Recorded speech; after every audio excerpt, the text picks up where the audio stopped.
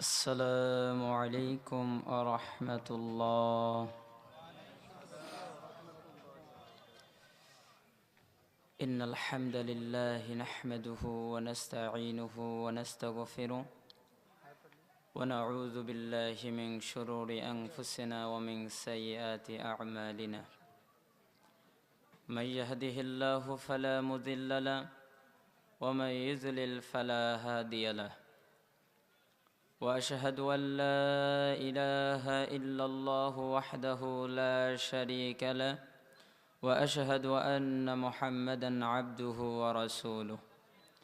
يا أيها الذين آمنوا اتقوا الله حق تقاته ولا تموتن إلا وأنتم مسلمون.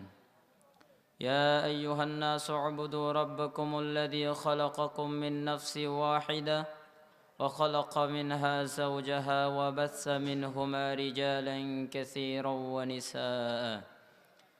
واتقوا الله الذي تساءلون به والأرحام إن الله كان عليكم رقيبا. يا أيها الذين آمنوا اتقوا الله وقولوا قولا سديدا يصلح لكم أعمالكم ويغفر لكم ذنوبكم ومن يطع الله ورسوله فقد فاز فوزا عظيما. أما بعد فإن خير الحديث كتاب الله وخير الهدى هدى محمد صلى الله عليه وسلم وشر الأمور محدثاتها وكل محدثة بدعة وكل بدعة ضلالة وكل ضلالة في النار. সমস্ত প্রশংসা সেই আল্লাহ সুবহানাহু ওয়া তাআলার দরবারে, যেই মহান রব আমাদেরকে আজ নাটোর সদর মহারাজ হাই স্কুল মাঠ প্রাঙ্গণে পঞ্চমতম তাফসিরুল কোরআন মাহফিলে আসার ও বসার তৌফিক যেই রব, যেই মুনিব, যেই সৃষ্টিকর্তা আমাদের দান করলেন, তার প্রতি অন্তর থেকে শুকরিয়া জ্ঞাপন করছি, আলহামদুলিল্লাহ। অতঃপর সেই নবীর প্রতি দুরূদ ও সালাম পেশ করছি, যে নবী ওয়াহী ছাড়া কিছু বলতেন না। আল্লাহ তাকে যা জানাতেন তিনি তাই বলতেন। এটা ছিল শেষ নবী, বিশ্ব নবী, চূড়ান্ত নবী মুহাম্মদ সাল্লাল্লাহু আলাইহি সাল্লামের বৈশিষ্ট্য। তিনাকে আল্লাহ যা জানাতেন তিনি তাই বলতেন, একটু বাড়াতেনও না, একটু কমাতেনও না। নাকি বাড়াতেন? বিশ্বাস হয় যে আল্লাহর নবী কিছু বাড়িয়ে বলেছেন অথবা শরীয়তকে গোপন করেছেন? আল্লাহ নিজে বলছেন, ওমা ইয়ানতিকু আনিল হাওয়া ইন হুয়া ইল্লা ওয়াহয়ু ইউহা। সূরা নাজম 3 ও 4 নম্বর আয়াত। আল্লাহ তাআলা বলছেন, আমার নবী নিজের থেকে কিছুই বলে না, কোনো কথাই বলে না। শরীয়তের নামে তিনি যা বলেন তা হচ্ছে ওয়াহি, যেটা আমি দেই, অর্থাৎ আল্লাহ যা দেন ওটা কি? ওয়াহি, যেটা জিবরাইলের মাধ্যমে মুহাম্মদ সাল্লাল্লাহু আলাইহি সাল্লামের কাছে প্রেরণ করেছেন লাউহে মাহফুজ থেকে, সেটাকেই বলা হয় কোরআনুল কারীম। আর সেই কোরআনটা, কোরআনের বাক্যটা হচ্ছে ওয়াহি, অর্থাৎ তিনি যা বলেন তা ওয়াহির আলোকে বলেন। নাকি? ওয়ালাউ তাকাওয়ালা আলাইনা বা'দা লাকাউলা আখাযনা মিনহু বিল ইয়ামিন সুম্মা লাকাতা'না মিনহুল ওয়াতিন। যদি আমার নবী নিজের থেকে কোনো কথা বানিয়ে বলতো, একটি বাক্য যদি বলতো আর তা যদি তার নিজের হতো, অর্থাৎ আমার নবী যদি নিজের থেকে কোনো কথা বানিয়ে বলতো, তাহলে আমি আল্লাহ তার ডান হস্তকে আঁকড়ে ধরতাম আর তার ধমনীকে অথবা কণ্ঠনালীকে কেটে দিতাম। তোমাদের ভিতরে কেউ ছিল না তাকে রক্ষা করতে পারে। তাহলে বোঝা যায় আল্লাহর নবী নিজের থেকে কিছু করার অনুমতি তার নেই, নিজের থেকে কিছু বলতে পারে না। এজন্য আমি বলেছি যেই নবী কোনো কথা বাড়ায় না কমায় না, তার প্রতি দুরূদ ও সালাম সাল্লাল্লাহু আলাইহি ওয়াসাল্লাম। আপনাদের হয়তো কষ্ট হবে, কারণ আমি আবার বক্তব্য একটু অন্যভাবে করি।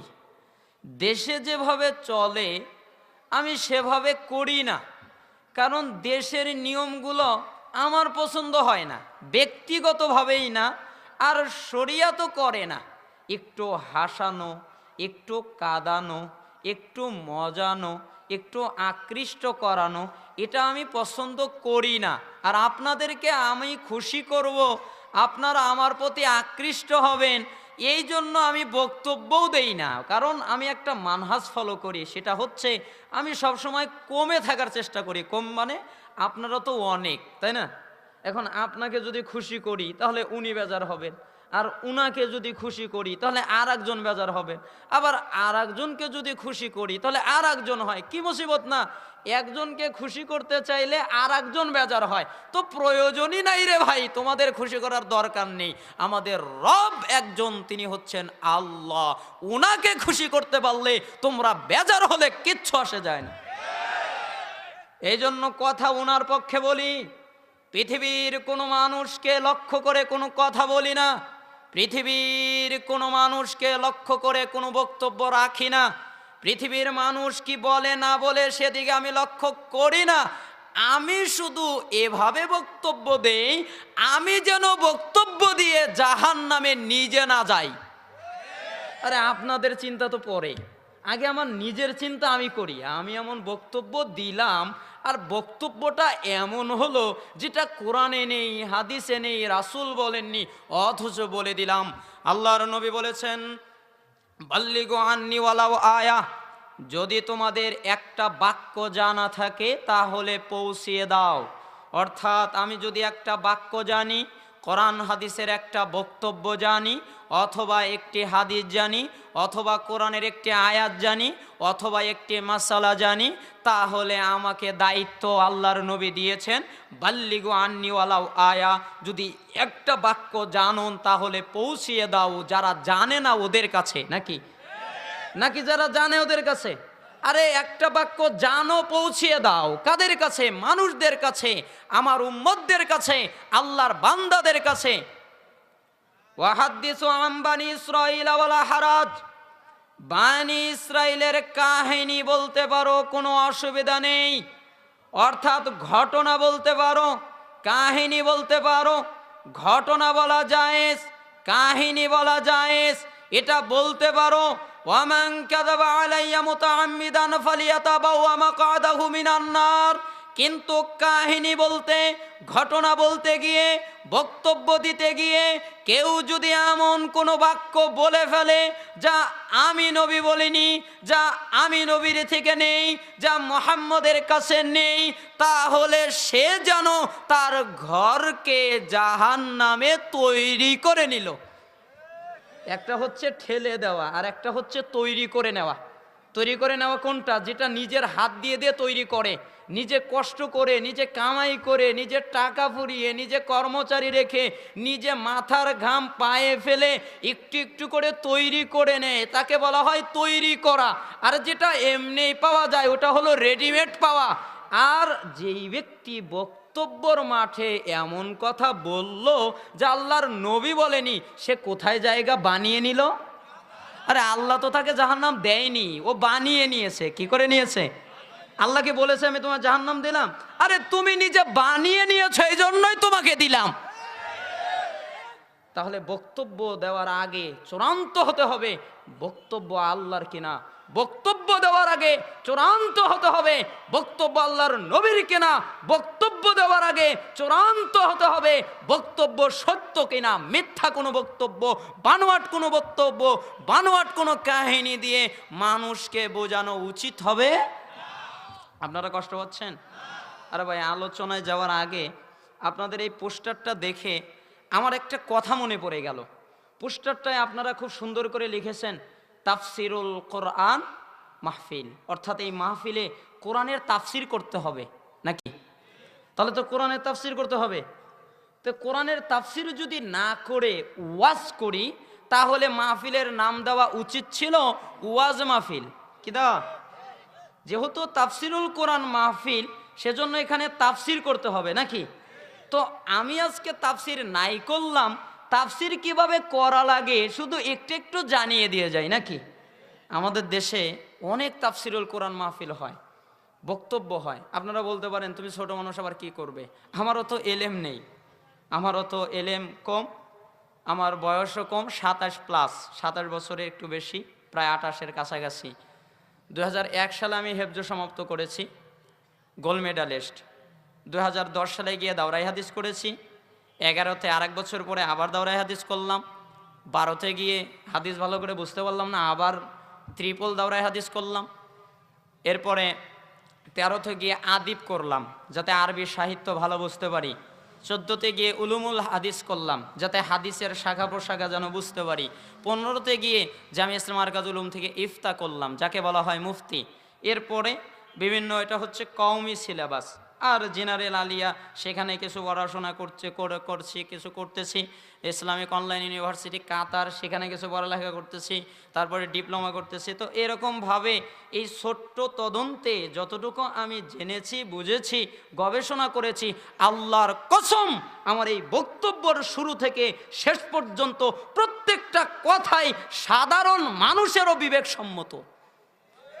বিশ্বাস না হলে বসে থাকেন। আমি শিক্ষিত মানুষ বললাম না, কারণ শিক্ষিত মানুষ তো এমনিই বোঝে। আমি বললাম যে আমার বক্তব্য শুরু করব, শুরু থেকে নিয়ে শেষ পর্যন্ত প্রত্যেকটা কথাই বিবেকসম্মত। কি সম্মত? অর্থাৎ বিবেকও বলবে ঠিক, কোরআন হাদিসে তো আছেই, বিবেকও বলবে কথাটাই একেবারেই ঠিক। তাহলে এই মাহফিলের নাম কি? তাফসিরুল কোরআন মাহফিল। আমি আপনাদের এলাকায় কয়েকদিন আগেও এসেছিলাম, তা নিয়ে কিছু কথা বলেছি, তো আজকে না বললেই নয়। যেমন একটা আমল আপনারা দেখলেন যে আমি বক্তব্যর শেষে একটা জিনিস করিনি, অর্থাৎ বক্তব্যর ভিতরে, খুতবার ভিতরে একটা জিনিস করিনি। সেটা কোনটা? ওইটা যেটা খুতবার পরে পড়া হয়, ইন্নাল্লাহ ওয়া মালাইকাতাহু ইউসাল্লুনা আলান নবী ইয়া আইয়ুহাল্লাযীনা আমানু সাল্লু আলাইহি ওয়া সাল্লিমু তাসলিমা। আল্লাহুম্মা, এটা করিনি, এটা করে অনেক জায়গায়, আমি করিনি। কেন করিনি শোনেন। আমাদের দেশে তাফসিরুল কোরআন মাহফিল হয় প্রত্যেক জায়গায়। আমি বাংলাদেশের বিভিন্ন জায়গায় গিয়ে দেখেছি তাফসির কোরআন মাহফিলের অবস্থা উল্টা। এখানে তাফসিরুল কোরআন মাহফিল হয় না, এখানে একদল আর এক দলের গীবত করা হয়। একদল আর এক দলকে কাফের বলে, আর এক দল আর এক দলকে বাতিল বলে। আমি ওটা বলতে চাচ্ছি না, আমি শুধু বলতে চাচ্ছি যে এতগুলো দল কি হবে রে ভাই। আমার কাছে অনেকেই প্রশ্ন করেছেন, অনেকেই আমাকে বলেছেন, ভাই আমরা এত দল যাই কোথায়? কোথায় যাবেন? এই দেখেন, এই তাফসিরুল কোরআন মাহফিলের এই সূত্রই আপনি খুঁজে পাবেন দল কোনটায় যাব নাকি। ব্যক্তিগত কোনো দল বানানো জায়েজ নেই, ব্যক্তিগত কোনো মানুষ কেন্দ্রিক দল বানানো জায়েজ নেই, তরিকা বানানো জায়েজ নেই। ওটা আল্লাহ দিয়ে দিয়েছেন। ওটা কার কাজ? দল বানানো কার কাজ? তরিকা দেওয়া কার কাজ? আল্লাহর কাজ। ওটা আল্লাহ দিয়ে দিয়েছেন। এখন আমাদের কাজ হচ্ছে ওটাকে খালি ফলো করা, যেভাবে আল্লাহ বলেছেন, আল্লাহ রসুল করেছেন, আল্লাহ রসুল সাল্লাল্লাহু আলাইহি ওয়াসাল্লাম দেখিয়েছেন, ওইভাবে আমাদের চলা। এটা এছাড়া আমাদের কোনো কি নাই, কাজ নেই। তাহলে কোরআনের তাফসির করতে গেলে কয়েকটা মূলনীতি লাগে, কয়েকটা সূত্র লাগে। আমাদের দেশের তাফসির হলো সূত্রবিহীন।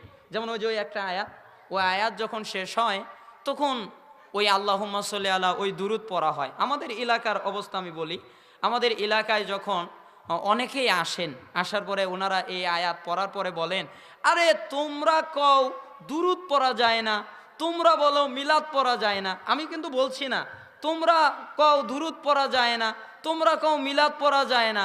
আরে আল্লাহও তো নবীর উপরে দুরূদ পড়ে, পড়ে না? পড়ে তো। ইন্নাল্লাহা মালাইকাতাহু ইউসাল্লুনা আলান নবী, নিশ্চয় আল্লাহ এবং তার ফেরেশতারা নবীর উপরে কি পড়েন? দুরূদ পড়েন। এই কথা ওনারা বলে বোঝাতে চান আল্লাহুম্মা সাল্লি আলা সাইয়্যিদিনা মাওলানা মুহাম্মদ।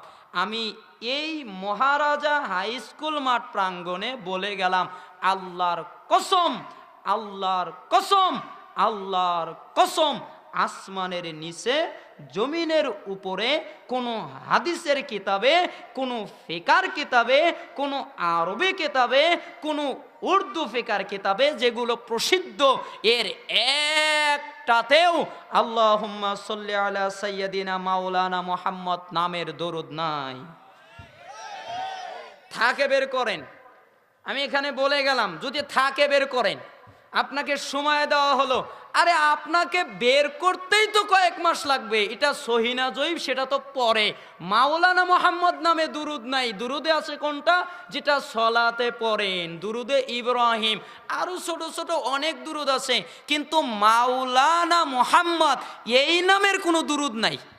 কিন্তু আমরা পড়ি আল্লাহুম্মা সাল্লি আলা সাইয়্যিদিনা মাওলানা মুহাম্মদ। আবার পড়া যায় বালাগাল উলা বিকামালিহি কাশাফাত দুজা বিজামালিহি হাসনাতু জামিউ খিসালিহি সাল্লু আলাইহি ওয়া আলিহি। এটা দুরুদ নয়, এটা একটা কবিতা।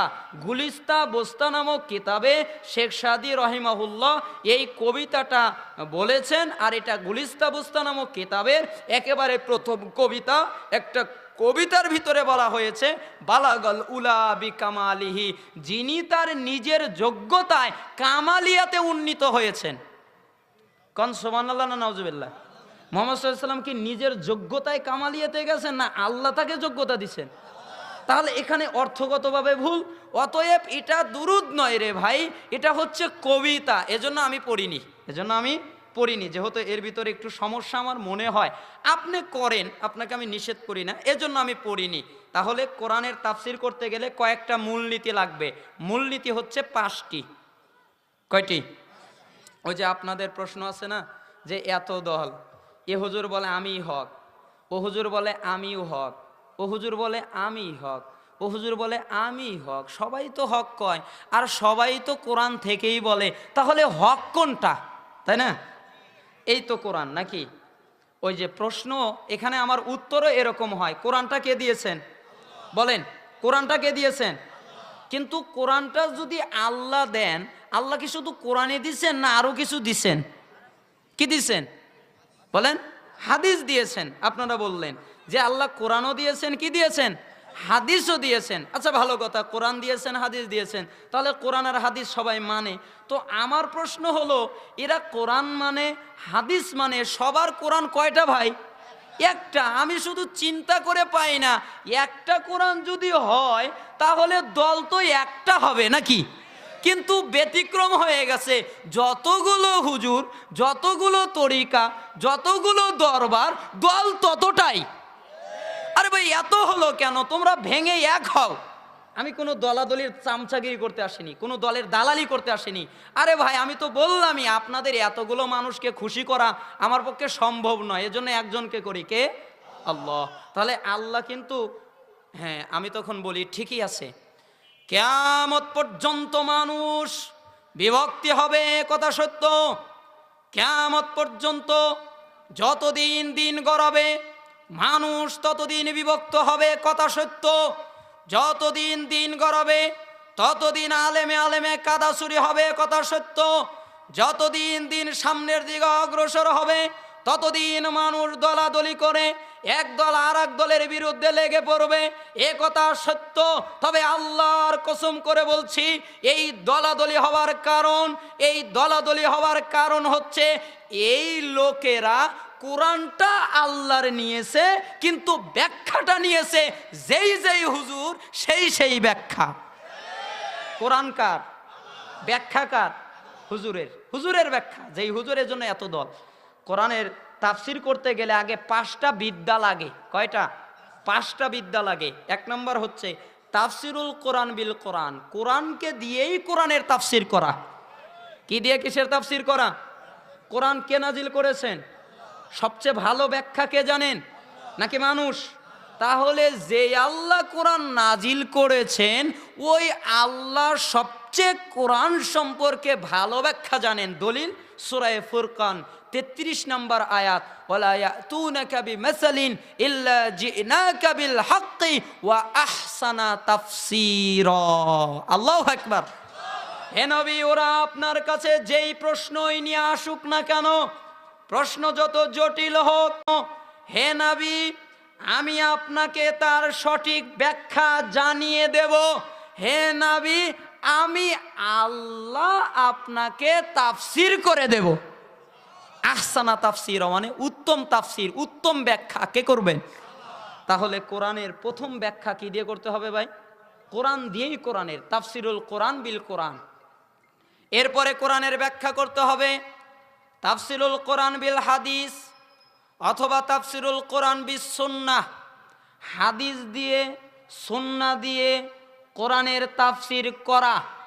আপনি বলবেন এটা কেন?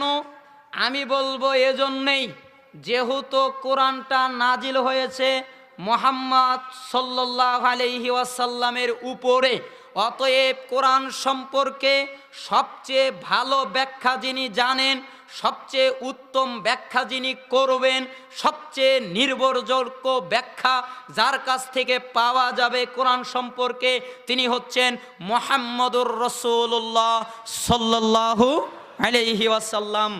আল্লাহর নবীর দায়িত্ব ব্যাখ্যা করা, কিন্তু আমরা হুজুরেরা নিজেরা দায়িত্ব নিয়েছি ব্যাখ্যা করার। এই জন্য যত হুজুর তত দল।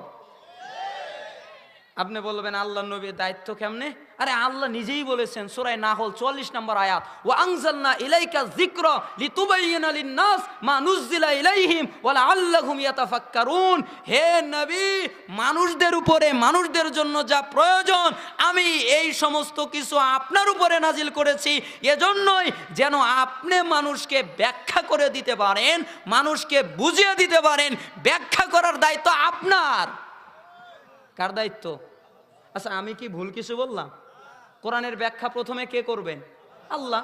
এরপরে কে করবেন? আল্লাহর নবী করবেন, রাসূলুল্লাহ সাল্লাল্লাহু আলাইহি ওয়াসাল্লাম করবেন। প্রশ্ন হলো এরপরে কে করবে? এরপরে 3 নাম্বার হচ্ছে তাফসীরুল কোরআন বিআকওয়ালিস সাহাবা। সাহাবীদের বর্ণনা দিয়ে কোরআনের তাফসীর করা। কারণ রাসূল সাল্লাল্লাহু আলাইহি ওয়াসাল্লাম কোরআনের প্রত্যেকটি আয়াত যাদের উপরে প্রয়োগ করেছিলেন তারা ছিল সাহাবায়ে কেরাম। নাকি নাকি আমার কাছে এসে প্রয়োগ করেছেন, নাকি আপনাদের কাছে? কার কাছে? আল্লাহর নবী সাল্লাল্লাহু আলাইহি ওয়াসাল্লাম সরাসরি আল্লাহর নবীর সাহাবীদের উপরে কোরআনের আয়াত প্রয়োগ করেছিলেন, তাদেরকে দেখিয়ে দিয়েছিলেন সরাসরিভাবে। আর সাহাবায়ে কেরাম আল্লাহর নবী সাল্লাল্লাহু আলাইহি সাল্লামের ব্যাখ্যাটাকে, আমলটাকে, বুঝটাকে সরাসরি দেখেছে। এই জন্য আল্লাহর নবীর পরে যদি কোরআন কেউ ভালো বোঝে তাহলে তারা হচ্ছে সাহাবায়ে কেরাম। এরপরে তাফসীরুল কোরআন বিআকওয়ালি তাবিঈন, তাবিঈদের বর্ণনা দিয়ে কোরআনের তাফসীর করা। কারণ তাবিঈরা সরাসরি সাহাবীদেরকে দেখেছে। এরপরে 5 নম্বর হচ্ছে তাফসীরুল কোরআন বিল লুগাল আরাবিয়্যা, আরবি ভাষা দিয়ে কোরআনের তাফসীর করা। এখন আরবি ভাষার জন্য যত ব্যাকরণ লাগে, 18 লাগে আর 24টি লাগে, যতগুলো ব্যাকরণ লাগে সমস্ত ব্যাকরণ অর্জন করা। কেন? আরবি বোঝার জন্য যা প্রয়োজন সব অর্জন করে কোরআনের তাফসীর করতে হবে আরবি দিয়ে। এই 5টা মূলনীতি মেনটেন করে কোনো জায়গায় যদি তাফসীর করা হয়, আল্লাহর কসম ওই তাফসীরুল কোরআন মাহফিল হক। আর এই 5টা মূলনীতি মেনটেন করে যদি তাফসীর করা না হয়, আল্লাহর কসম ওই তাফসীরুল কোরআন মাহফিল বেহক। বলেন তো, এই 5টা মূলনীতি যদি আমরা লক্ষ্য রাখি, কখনো কি দল হতে পারে? কখনো কি ভেদাভেদ হতে পারে? কখনো কি কাদা ছুড়াছুড়ি হতে পারে?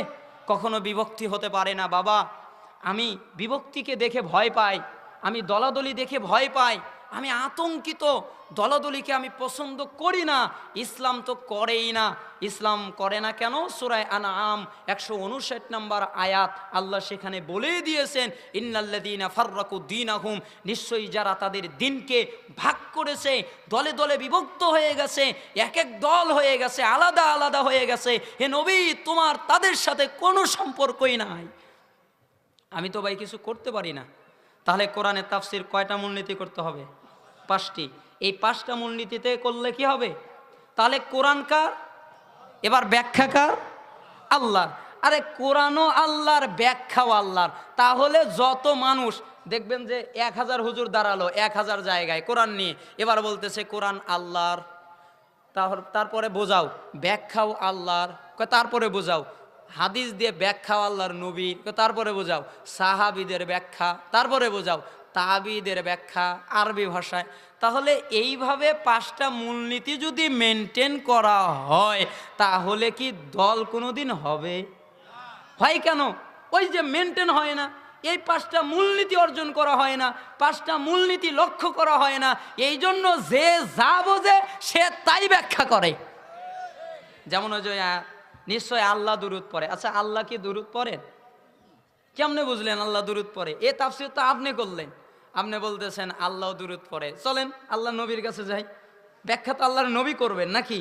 আল্লাহ নবীর কাছে যদি ফিরে যাই তাহলে ইবনে কাসির খুলবেন, দেখবেন সূরা এই ইন্নাল্লাহা মালাইকাতাহু ইয়াসাল্লুনা আলান নবী ইয়া আইয়ুহাল্লাযীনা আমানু সাল্লু আলাইহি ওয়া সাল্লিমু তাসলিমা। এই যে সূরা, এই সূরায়ে আহজাবের 56 নম্বর আয়াত খুলবেন, দেখবেন এই আয়াতের তাফসির আল্লাহর নবী করছেন। সাহাবায়ে কেরাম এসে বললেন, হে আল্লাহর নবী সাল্লাল্লাহু আলাইহি সাল্লাম, আমাদের দেশে আরেকটু করে আয়াত থেকে বলে যে আল্লাহর নবীর উপরে দুরূদ পড়তে হবে, ইয়া আইয়ুহাল্লাযীনা আমানু সাল্লু আলাইহি ওয়া সাল্লিমু তাসলিমা, এবং নবীকে সালাম দিতে হবে। তখন সালাম মানে আমাদের দেশে যেটা চলে ইয়া নবী সালামু আলাইকা, তখন ওনারা ওটা বলে। আর আল্লাহুম্মা সাল্লি আলা মুহাম্মাদি, আল্লাহুম্মা সাল্লি আলা মুহাম্মাদ ওয়া আলা মুহাম্মাদ, আল্লাহুম্মা সাল্লি আলা সাইয়্যিদিনা মাওলানা মুহাম্মদ, এই দুরূদ তারা সমস্বরে জিকির করে বা পড়ে। এরপরে তারা বলে আল্লাহ দুরূদ পড়ে, এই আয়াত দিয়ে দলিল দেয়। আসলে কি আল্লাহ দুরূদ পড়ে? আসুন আমরা আল্লাহর নবীর কাছে যাই। ইবনে কাসির খুলবেন, সূরা আহজাব খুলবেন, এই আয়াতের তাফসীর দেখবেন। আল্লাহর নবী সাল্লাল্লাহু আলাইহি সাল্লাম যখন এই আয়াত বললেন তখন সাহাবায়ে কেরাম এসে বলল, হে আল্লাহর নবী সাল্লাল্লাহু আলাইহি সাল্লাম, আপনি তো বললেন আপনার প্রতি দুরূদ পড়ার কথা, তো আমরা জানি যে আপনাকে কিভাবে সালাম দিতে হয়। কেন? আপনি নিজের নবী আমাদের শিখিয়েছেন কিভাবে, আত-তাহিয়াতু লিল্লাহি ওয়াস-সালাওয়াতু ওয়াত-তাইয়্যিবাত, আসসালামু আলাইকা আইয়ুহান নাবিয়্যু ওয়া রাহমাতুল্লাহি ওয়া বারাকাতুহু। দেখেছেন আল্লাহ নবী শিখাননি? আল্লাহ নবী সাল্লাল্লাহু আলাইহি ওয়াসাল্লাম শিখিয়ে দিলেন। তাহলে হে নবী, আমরা তো সালাম দিতে জানি, তাহলে আল্লাহর নবী করলেন এই ব্যাখ্যা। আল্লাহ নবীর সাহাবী করতেছেন, হে আল্লাহর নবী, আমরা তো সালাম দিতে জানি। কেন? আপনিই শিখিয়েছেন। ওই সালাতে তাশাহুদ আত-তাহিয়াতু যেটা পড়েন ওই অংশ পড়লেন। তো দুরূদ কিভাবে পড়তে হয় হে আল্লাহর নবী সাল্লাল্লাহু আলাইহি ওয়াসাল্লাম এটা তো জানি না, মানে দুরূদ যে কিভাবে পড়তে হয় এটা তো জানি না। তখন আল্লাহর নবী সাল্লাল্লাহু আলাইহি সাল্লাম বললেন, কৌলু, তোমরা বলো, আল্লাহুম্মা সাল্লি আলা মুহাম্মদ ওয়া আলা আলি মুহাম্মদ কামা সাল্লাইতা আলা ইব্রাহিম ওয়া আলা আলি ইব্রাহিম ইন্নাকা হামিদুম মাজিদ।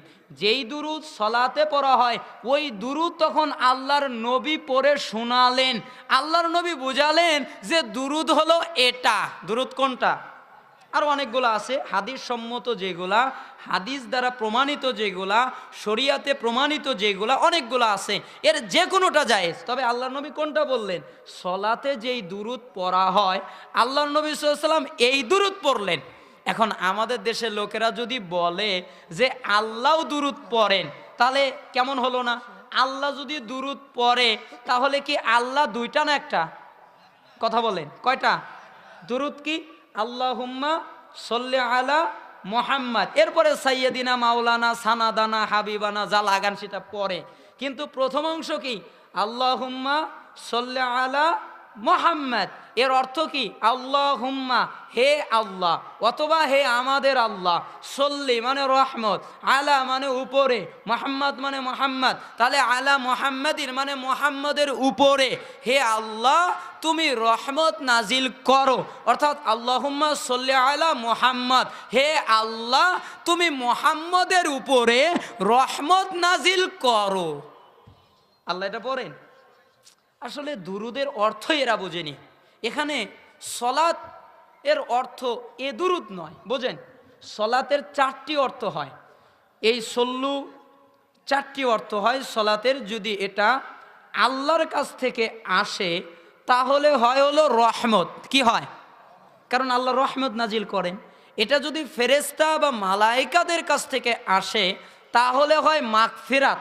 এটা যদি কোনো পশু পাখির দিক থেকে আসে দুরূদটা, তাহলে এই দুরূদের অর্থ হয়, এটার অর্থ বা এই সলাতের অর্থ করা হয় তাসবিহ। আর এইটা যদি মানুষের কাছ থেকে যায় তাহলে অর্থ হয় দুরূদ। কেন? মানুষের একটা আল্লাহ আছে, মানুষের একটা রব আছে। মানুষ বলতে পারে আল্লাহুম্মা সাল্লি আলা মুহাম্মদ, হে আল্লাহ তুমি মুহাম্মদকে রহমত নাজিল করো, কারণ মানুষের আল্লাহ আছে, আল্লাহর আল্লাহ নাই। আরে আল্লাহ দুরূদ পড়তে পারেন না, আল্লাহর আল্লাহ নাই, মানুষের আল্লাহ আছে। এজন্য মানুষ আল্লাহকে বলেন, হে আল্লাহ তুমি মুহাম্মদের উপরে রহমত নাজিল করো। বুঝে আসছে? তাহলে আমাদের দেশে দেখেন তাফসির করে কি, আর আল্লাহর নবী করলেন কি। যেমন আরেকটি আয়াত, কমন আয়াত, কমন আয়াত, কি আয়াত?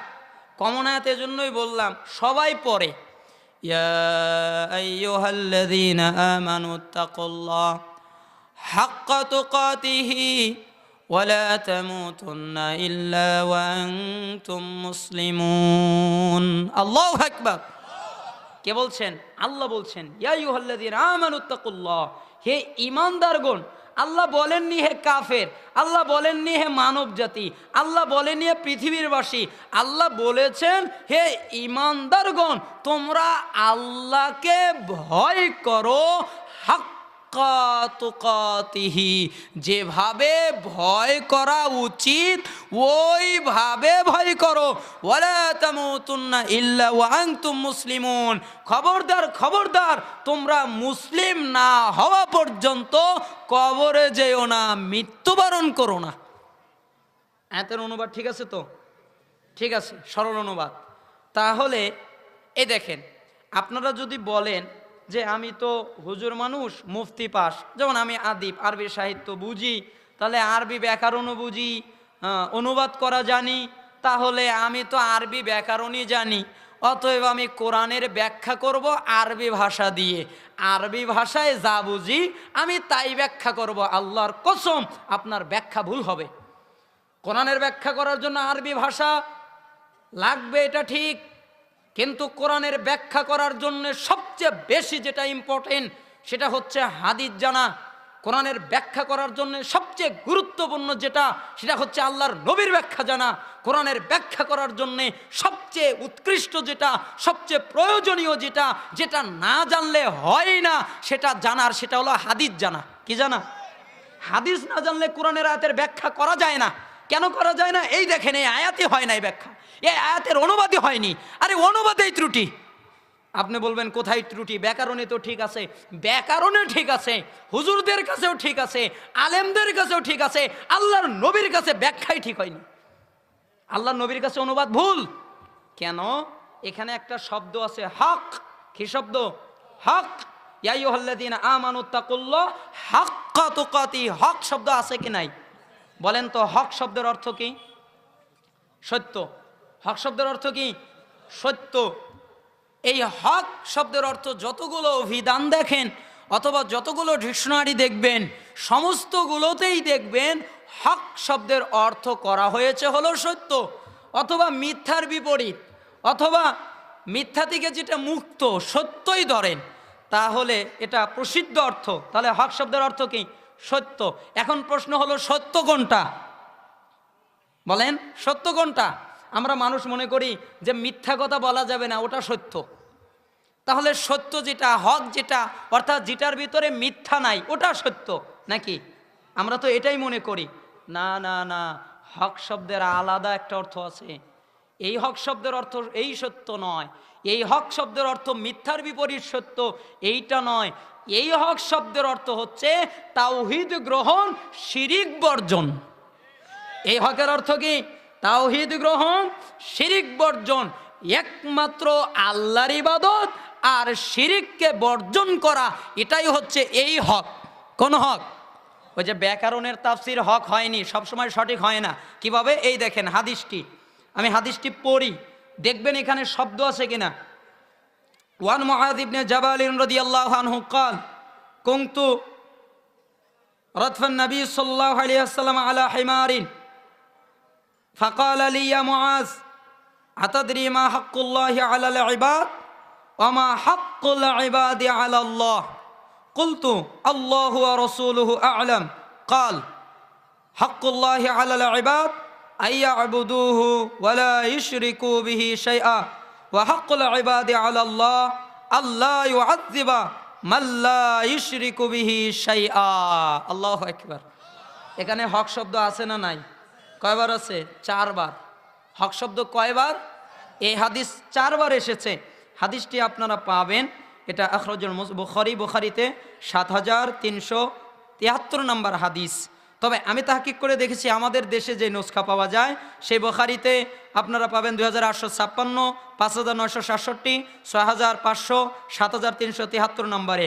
তাহলে এখানে পাওয়া যাচ্ছে আল্লাহর নবী মুআজ ইবনে জাবাল একদিন আল্লাহ রাসূল সাল্লাল্লাহু আলাইহি সাল্লামের সাথে একটা গাদার উপরে পিঠে আল্লাহর নবী সাল্লাল্লাহু আলাইহি সাল্লামের সাথে আল্লাহর নবীর পিছনে মুআজ ইবনে জাবাল বসেছিলেন।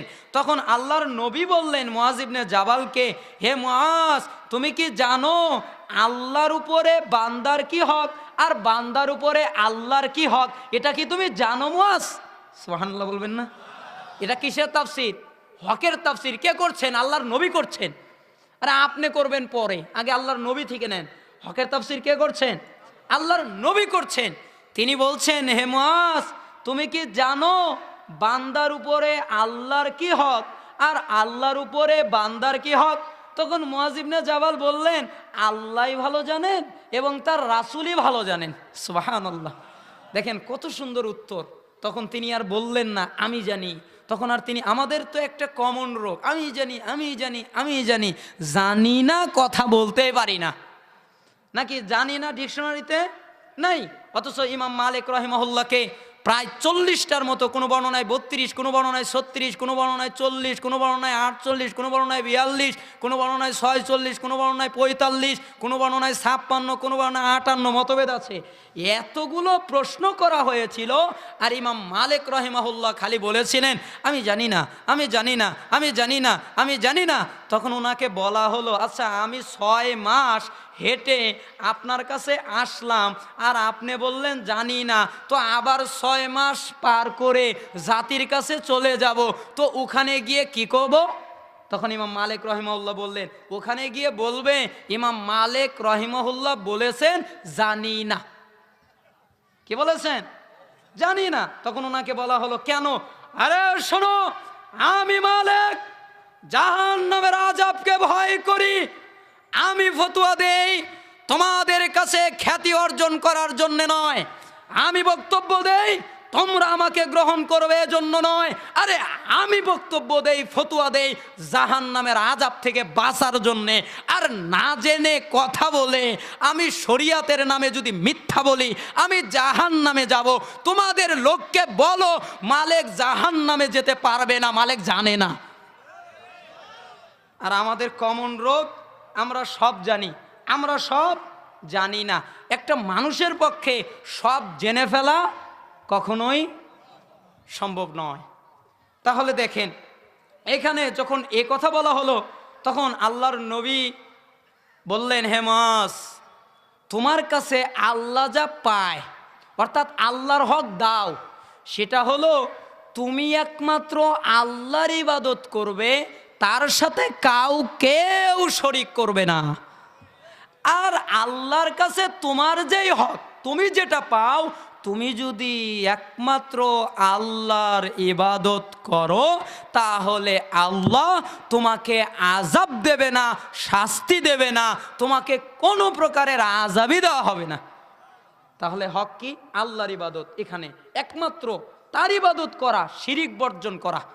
তাহলে এখানে বোঝা গেল, হে ঈমানদারগণ, তোমরা আল্লাহকে যথাযথ ভয় করো। এর অর্থ হলো তোমরা একমাত্র আল্লাহর ইবাদত করো এবং শিরিককে বর্জন করে ভয় করো। ঠিক এসেছে? আচ্ছা, এরপরে আরেকটা ব্যাকরণ দিয়ে যদি অর্থ করেন তাহলে ওই আয়াতেরও হয় না। ইল্লাল্লাযিনা আমানু ওয়া লাম ইয়ালবিসু ঈমানাহুম বিযুলমিন উলাইকা লাহুমুল আমনু ওয়া হুম মুহতাদুন। নিশ্চয়ই যারা ঈমান এনেছে এবং তাদের ঈমানকে জুলুমের সাথে মিশায় নাই, ওদের জন্যই নিরাপত্তা, ওরাই হেদায়েত প্রাপ্ত। সূরা আনাম 82 নম্বর আয়াত। তাহলে এখানে একটা শব্দ আছে জুলুম, এখানে একটা শব্দ কি জুলম। জুলুম শব্দের অর্থ কি? অত্যাচার। জুলুম শব্দের অর্থ কি? অন্ধকার। তাহলে এখন যদি আমি অনুবাদ করি যে নিশ্চয়ই যারা ঈমান এনেছে এবং তাদের ঈমানকে অত্যাচারে মিশ্রণ ঘটায় নাই, জুলুমের সাথে মিশ্রণ ঘটায় নাই, অন্ধকারের সাথে মিশ্রণ ঘটায় নাই, তাদের জন্যই নিরাপত্তা আর ওরাই হিদায়েত প্রাপ্ত। অর্থ হয়েছে না? এটা ব্যাকরণ ভিত্তিক অর্থ, কিন্তু আল্লাহর কসম এখানে অর্থ সঠিক হয় নাই। এই ব্যাকরণ দিয়ে অর্থ করলে শরীয়ত পাওয়া যায় না। এই আয়াতের ব্যাখ্যা বুঝতে গেলে হাদিস লাগবে। কারণ এই সূরা নামের 82 নম্বর আয়াত খুলুন, আমি যতগুলো তাফসির পড়েছি তাতে বুঝ, এই আয়াত যখন নাজিল হলো, আল্লাহর নবী সাল্লাল্লাহু আলাইহি সাল্লাম যখন এই আয়াত বললেন, তখন সাহাবায়ে কেরাম বললেন, হে আল্লাহর নবী, পৃথিবীতে কে আছে যে নিজের উপরে জুলুম করেনি, অত্যাচার করেনি? তাহলে তো হে আল্লাহর নবী, আমরা কেউ বাঁচলাম না, সবাই তো অত্যাচার করেছি, সবাই তো জুলুম করেছি। তখন আল্লাহর নবী বললেন, হে সাহাবায়ে কেরাম, এই জুলুম ওই জুলুম নয়, তোমরা যা বুঝেছো সেটা নয়। আরে এটা ওই জুলুম যেই ব্যাখ্যা আল্লাহ করেছেন সূরা লুকমানের ভিতরে, ইন্না শিরকা লা জুলমুন আযীম, নিশ্চয়ই শিরিক হচ্ছে সবচেয়ে বড় জুলুম। তাহলে বলেন তো জুলুমের অর্থ কি? শিরক। আর ব্যাকরণে কি? অত্যাচার। ব্যাকরণে কি? অন্ধকার। আমি 198টা ডিকশনারি পড়েছি, আল্লাহর কসম, আল্লাহর কসম 198টা ডিকশনারি পড়েছি, প্রায় 60টি ভাষায়। আল্লাহর কসম 198টা ডিকশনারি পড়েছি, পৃথিবীর বিভিন্ন প্রান্তের অনলাইনে পড়েছি। আমার ঘরের ভিতরে আছে প্রায় 50-এর উপরে ডিকশনারি। কোনোটিতে জুলুমের অর্থ শিরিক করা হয়নি, প্রত্যেকটিতেই করা হয়েছে জুলুমের অর্থ অত্যাচার, জুলুমের অর্থ অন্ধকার, জুলুমের অর্থ সত্যর বিপরীত, জুলুমের অর্থ আরও অনেক সামর্থ্যবাদক অর্থগুলো করা হয়েছে, কিন্তু জুলুমের অর্থ শিরিক করা হয়নি। কিন্তু আল্লাহর নবী বলেছেন, আল্লাহর নবী ব্যাখ্যা করছেন আল্লাহকে দিয়ে। এখানে ব্যাখ্যা 3 জন, কারণ সাহাবী প্রশ্ন করলেন, আল্লাহর নবী উত্তর দিলেন, আবার আল্লাহর নবী আল্লাহকে দিয়েই ব্যাখ্যা করলেন, ইন্না শিরকা লা জুলমুন আযীম, নিশ্চয়ই শিরিক হচ্ছে সবচেয়ে বড় জুলুম, সবচেয়ে বড় অত্যাচার। তাহলে জুলুমের অর্থ শিরিক। নিশ্চয়ই যে ঈমান এনেছে এবং তার ঈমানকে শিরিকের সাথে মিশায় নাই, ওর জন্যই নিরাপত্তা আর ওই হেদায়েত প্রাপ্ত। সুবহানাল্লাহ বলবেন না? আমার মনে হয় কথা বুঝতে পারেননি। তাহলে কোরআনের তাফসির করতে হবে কি দিয়ে? কোরআন দিয়ে। কার বুঝে? রাসূলের বুঝে, সাহাবীদের বুঝে, তাবিদের বুঝে। আর আমাদের হুজুরদের দায়িত্ব হলো ওইগুলো মানুষের কাছে প্রচার করা, যেইগুলো সরাসরি নাই সেগুলো কোরআন সুন্নাহর আলোকে বা বের করে সামর্থ্যবাদক করে মানুষের কাছে পৌঁছিয়ে দেওয়া ওই দায়িত্ব। কিন্তু যেটা পাওয়া যায় ওই ক্ষেত্রে আমাদের ফতোয়া দেওয়ার কোনো রকমের বৈধতা নাই, শুধু কপি করার বৈধতা আছে। কি করার? কপি। কপি মানে যে দিয়ে গেছে রাসূল সাল্লাল্লাহু আলাইহি ওয়াসাল্লাম, ওটা খালি আপনাদের পৌঁছিয়ে দেওয়া। মনে হয় আপনাদের কষ্ট হচ্ছে। এরপরে আসি। তাহলে এটা একটা সাইড বললাম। এরপরে প্রশ্ন হলো, হুজুর আপনি তো এসেছেন কোন যে দলের দাওয়াত দিতে, আপনার কথা তো উল্টা উল্টা লাগে। আবার দেখি আপনি আমাদের দলেরও বিরুদ্ধে কন। না না না, আপনাদের দলের বিরুদ্ধে বলছি না রে ভাই। এখন আপনি যদি থাকেন, আপনার লেগে যায়, আমার কিছু করার নেই। আমি তো আল্লাহর নবীর পক্ষে বলছি, আমি তো আল্লাহর পক্ষে বলছি। আপনিও বলেন, আমিও বলি। আপনারটাতে বিভক্তি হয়, আমারটাতে ঐক্য হয়। আপনি বিশ্বাস না হলে দেখেন কিভাবে ঐক্য হয়। আপনি বলছেন 2 আর 2 4, আরেকজন বলছে 2 আর 2 6, আরেকজন বলছে 2 আর 2 9, আরেকজন বলছে 2 আর 2 26, আরেকজন বলছে 2 আর 2 32। কোনটা ঠিক? 2 আর 2 4 ঠিক। তো এটা কে বুঝবে? এখন যদি আমি বলি 398 496, বলেন তো কত? তো ক্যালকুলেটর তো লাগবে নাকি? এখন তো আমিরই তো পারি না, আমি আপনাকে প্রশ্ন করলাম, আমিই তো পারি না। হঠাৎ করে প্রশ্ন 980 622, আমি তো পারি না, আপনাকে আর কি বলবো। তাহলে এটার জন্য অঙ্ক জানা লাগবে। এখন যদি অঙ্ক আমি জানি তাহলে সেন উত্তরটা সঠিক হবে নাকি? এখন অঙ্কই জানি না, এখন আপনি যদি বলেন এটাও হক ওটাও হক, তাহলে এনেও ঠিক, 2 আর 2 4 এটাও হক, 2 আর 2 9 এটাও হক, 2 আর 2 22 এটাও হক, 2 আর 2 26 এটাও হক, 2 আর 2 32 এটাও হক, সবগুলোই হক নাকি? কোনটা হক? 4 হক। কেন? আপনি অঙ্ক জানেন দেখে। বীজগণিত করেছি যখন পড়েছি তখন দেখেছি কত সূত্র মুখস্থ করতে হতো। সূত্র মোতাবেক যদি অঙ্ক না ফেলতাম তাহলে সূত্র একটু ভুল হওয়ার কারণে অঙ্ক এ মাথা থেকে ও মাথা খালি পৃষ্ঠায় যেত, কেন অঙ্ক শেষ হয় না কেন? পৃষ্ঠা ভুরিয়ে যায়, অঙ্ক শেষ হয় না, খালি ফোরায় আর ফোরায়, কেন? সূত্র ঠিক হয়নি। তে সূত্রই জানি না তো কেমনে বুঝবো কে হক? এজন্য আগে সূত্র জানা লাগবে, ঠিক আছে? আগে অঙ্ক জানা লাগবে, এজন্য অঙ্ক কোনটা হক এটা বোঝা যাবে। অঙ্ক যদি না জানি অঙ্ক কোনটা সঠিক বোঝা যাবে না। তাহলে কোন দল হক এটা জানার জন্য, এটা বোঝার জন্য আগে হকের এলেম লাগবে নাকি? আল্লাহ তাআলা কি বলেছেন দেখেন, হাদিসটা দেখেন, আমি সংক্ষেপ করে বলি, লম্বা হাদিস। হাদিসটা আপনি পাবেন কোন ছাপার 2631 নম্বর হাদিস, আবার কোন ছাপার 2641 নম্বর হাদিস। হাদিসটি তিরমিজিতে আছে। আর মিশকাতে পাবেন 171 নম্বর হাদিস। আব্দুল্লাহ ইবনে আমর তিনি বলেন রাসূলুল্লাহ সাল্লাল্লাহু আলাইহি ওয়াসাল্লাম বলেছেন যে বানি ইসরাইলের ভিতরে, অর্থাৎ বানি ইসরাইলের ভিতরে যেগুলো ঘটতো আমার উম্মতের ভিতরে হুবহু সেইগুলোই ঘটবে। এমনকি বানি ইসরাইলরা যদি তাদের মায়ের সাথে প্রকাশ্যে জিনা করে আমার উম্মত তাই করবে। অপর বর্ণনায় আল্লাহ নবী সাল্লাল্লাহু আলাইহি ওয়াসাল্লাম বলছেন বানি ইসরাইলের মধ্যে বানি ইসরাইলরা যা করে আমার উম্মতের ভিতরে হুবহু তাই ঘটবে। অর্থাৎ বানি ইসরাইলের ভিতরে যা ঘটে আমার উম্মতের ভিতরে তাই ঘটবে। একজোড়া জুতার একটির সাথে আরেকটির তলা যেমনিভাবে মিলে যায়, জুতা খোলেন, খোলার পরে তলা আছে না, যেদিক মাটিতে থাকে ওই তলা এদিক করে মিলান, দেখবেন একজোড়া জুতার তলা আর একটার সাথে মিলে যায়। আল্লাহ নবী বলছেন আমার উম্মত হুবহু ওগুলোই করবে। এমনকি বানি ইসরাইলেরা যদি তাদের মায়ের সাথে প্রকাশ্যে জিনা করে তাহলে আমার উম্মতেরা প্রকাশ্যে জিনাই করবে। বানি ইসরাইলরা যদি তাদের মায়ের সাথে অবৈধ সম্পর্ক করে, অবৈধ কাজ করে, তাহলে আমার উম্মতেরা তাই করবে। শোনো, নিশ্চয়ই বানি ইসরাইল 72 দলে বিভক্ত হয়েছিল, আর আমার উম্মতেরা 73 দলে বিভক্ত হবে। এদের ভিতরে 72টি দল জাহান্নামে যাবে, একটি দল জান্নাতে যাবে। তখন আল্লাহর নবী বললেন, আল্লাহর নবীকে জিজ্ঞেস করা হলো, হে আল্লাহর নবী সাল্লাল্লাহু আলাইহি সাল্লাম, যেই দল জান্নাতে যাবে ওই দল কোনটা? তখন আর আল্লাহর নবী সাল্লাল্লাহু আলাইহি সাল্লাম বাংলাদেশের কোনো দলের কথা বললেন না, পৃথিবীর কোনো দলের কথা বললেন না, ভারত, পাকিস্তান, বাংলাদেশ, সৌদি আরব বা পৃথিবীর মুসলিম কান্ট্রির কোনো এলাকার দলের কথা বললেন না। তখন তিনি বললেন মা আনা আলাইহি ওয়া আসহাবি, আমি আর আমার সাহাবীরা যার উপরে আছি এর উপরে যারা থাকবে ওরাই ওই জান্নাতি দল। বলেন এ দলের কোনো নাম দিয়েছেন? এ দলের একটা নাম আহলুস সুন্নাহ ওয়াল জামাত।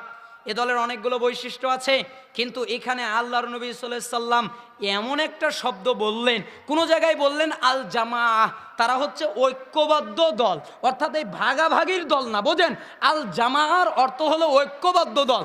এখন যদি আপনি বলেন জামার অর্থ ঐক্যবদ্ধ, তাহলে আমি জামা দিয়ে একটা দল খুলি না, তা হবে না। এই জামার অর্থ হলো যতগুলো ফেরাক আছে, যতগুলো ইফতিরাক আছে, যতগুলো মতভেদ হয়েছে, যতগুলো দলাদলি হয়েছে, সমস্ত দল ভেঙে দিয়ে একেবারে এক কাতারে দাঁড়িয়ে একটা দল করবে, এটাকেই বলা হয় আল জামা। আর এই একটা দলই হচ্ছে জান্নাতি দল।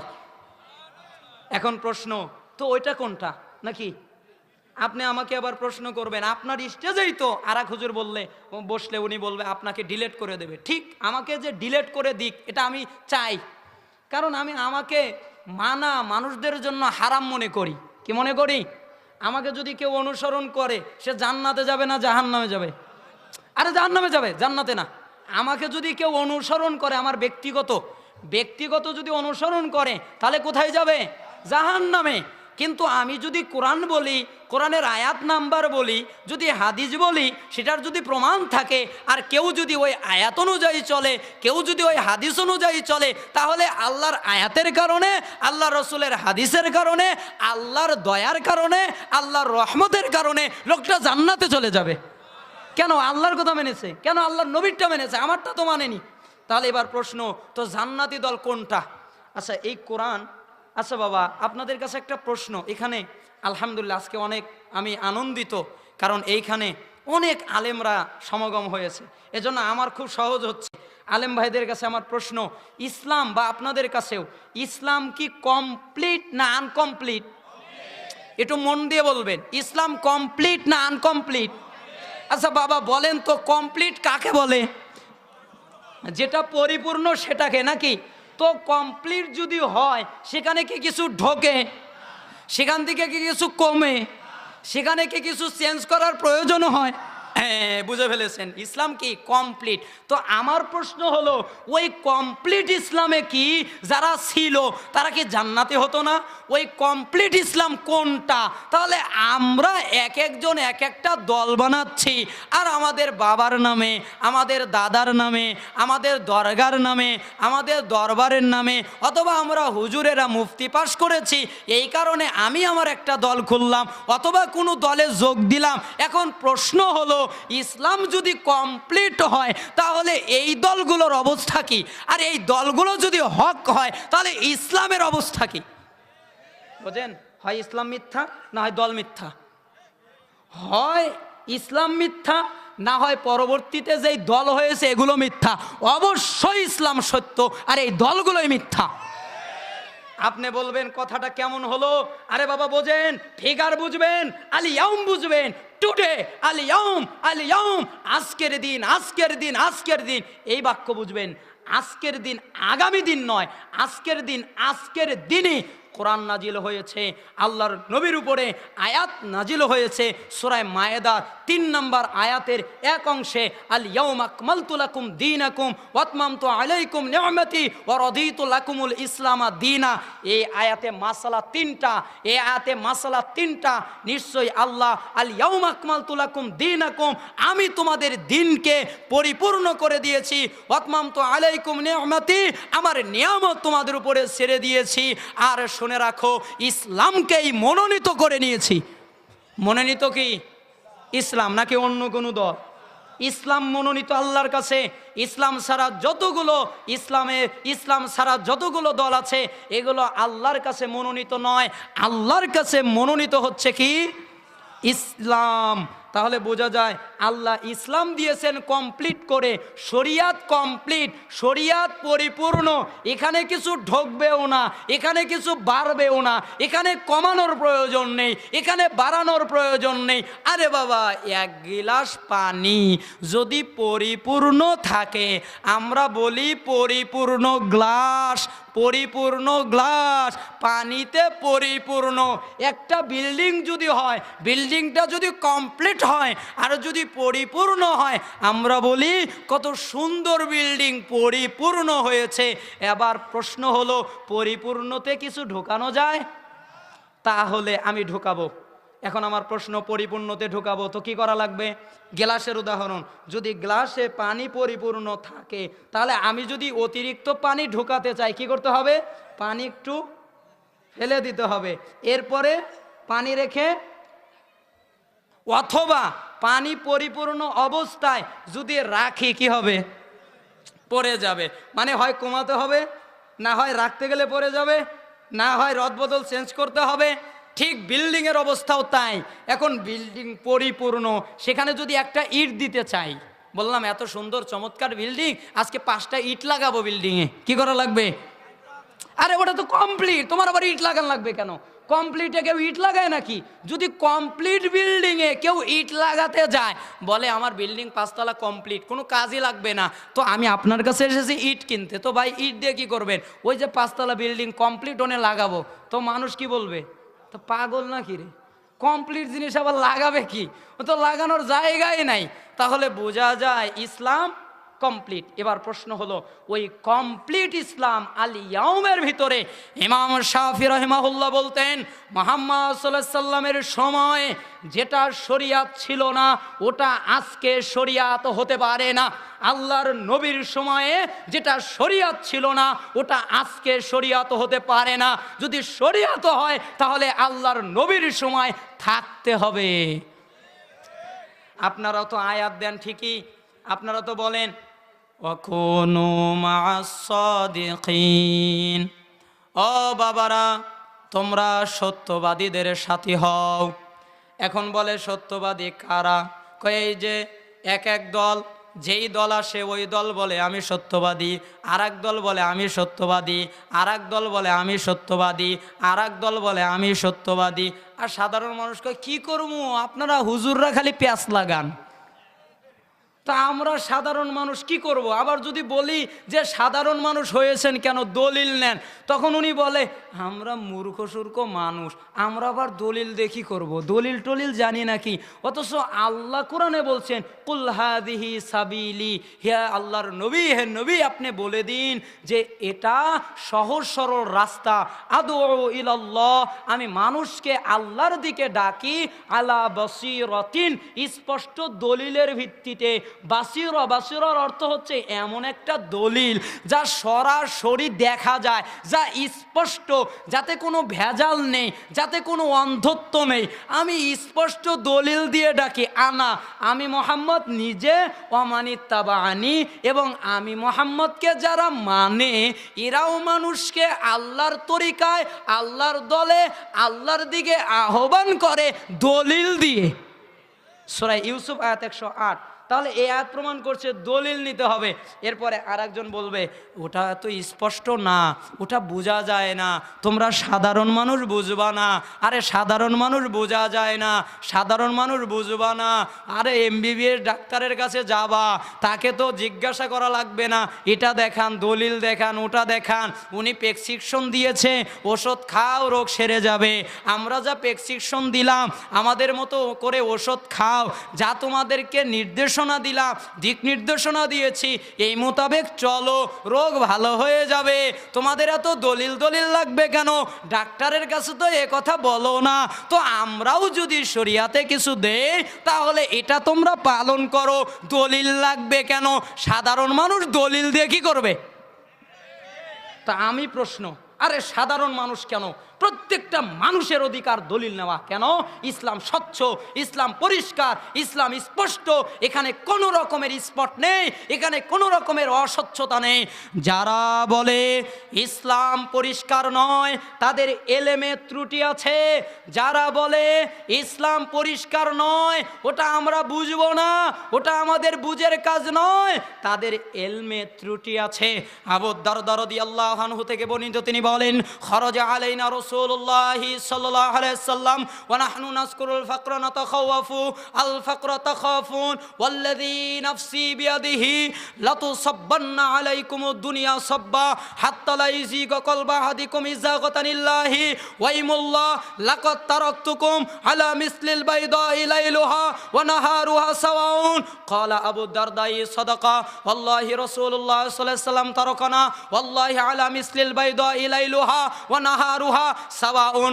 হাযা হাদিসুন হাসান, হাদিসটি হাসান, আমার তাহকিকে হাসান সহিহ ইবনে মাজায় রয়েছে, হাদিস নাম্বার 5, আর কোনো কিতাবে নেই। জাবির ইবনে আব্দুল্লাহ থেকে বর্ণিত, ইবনে মাজার 5 নম্বর হাদিস।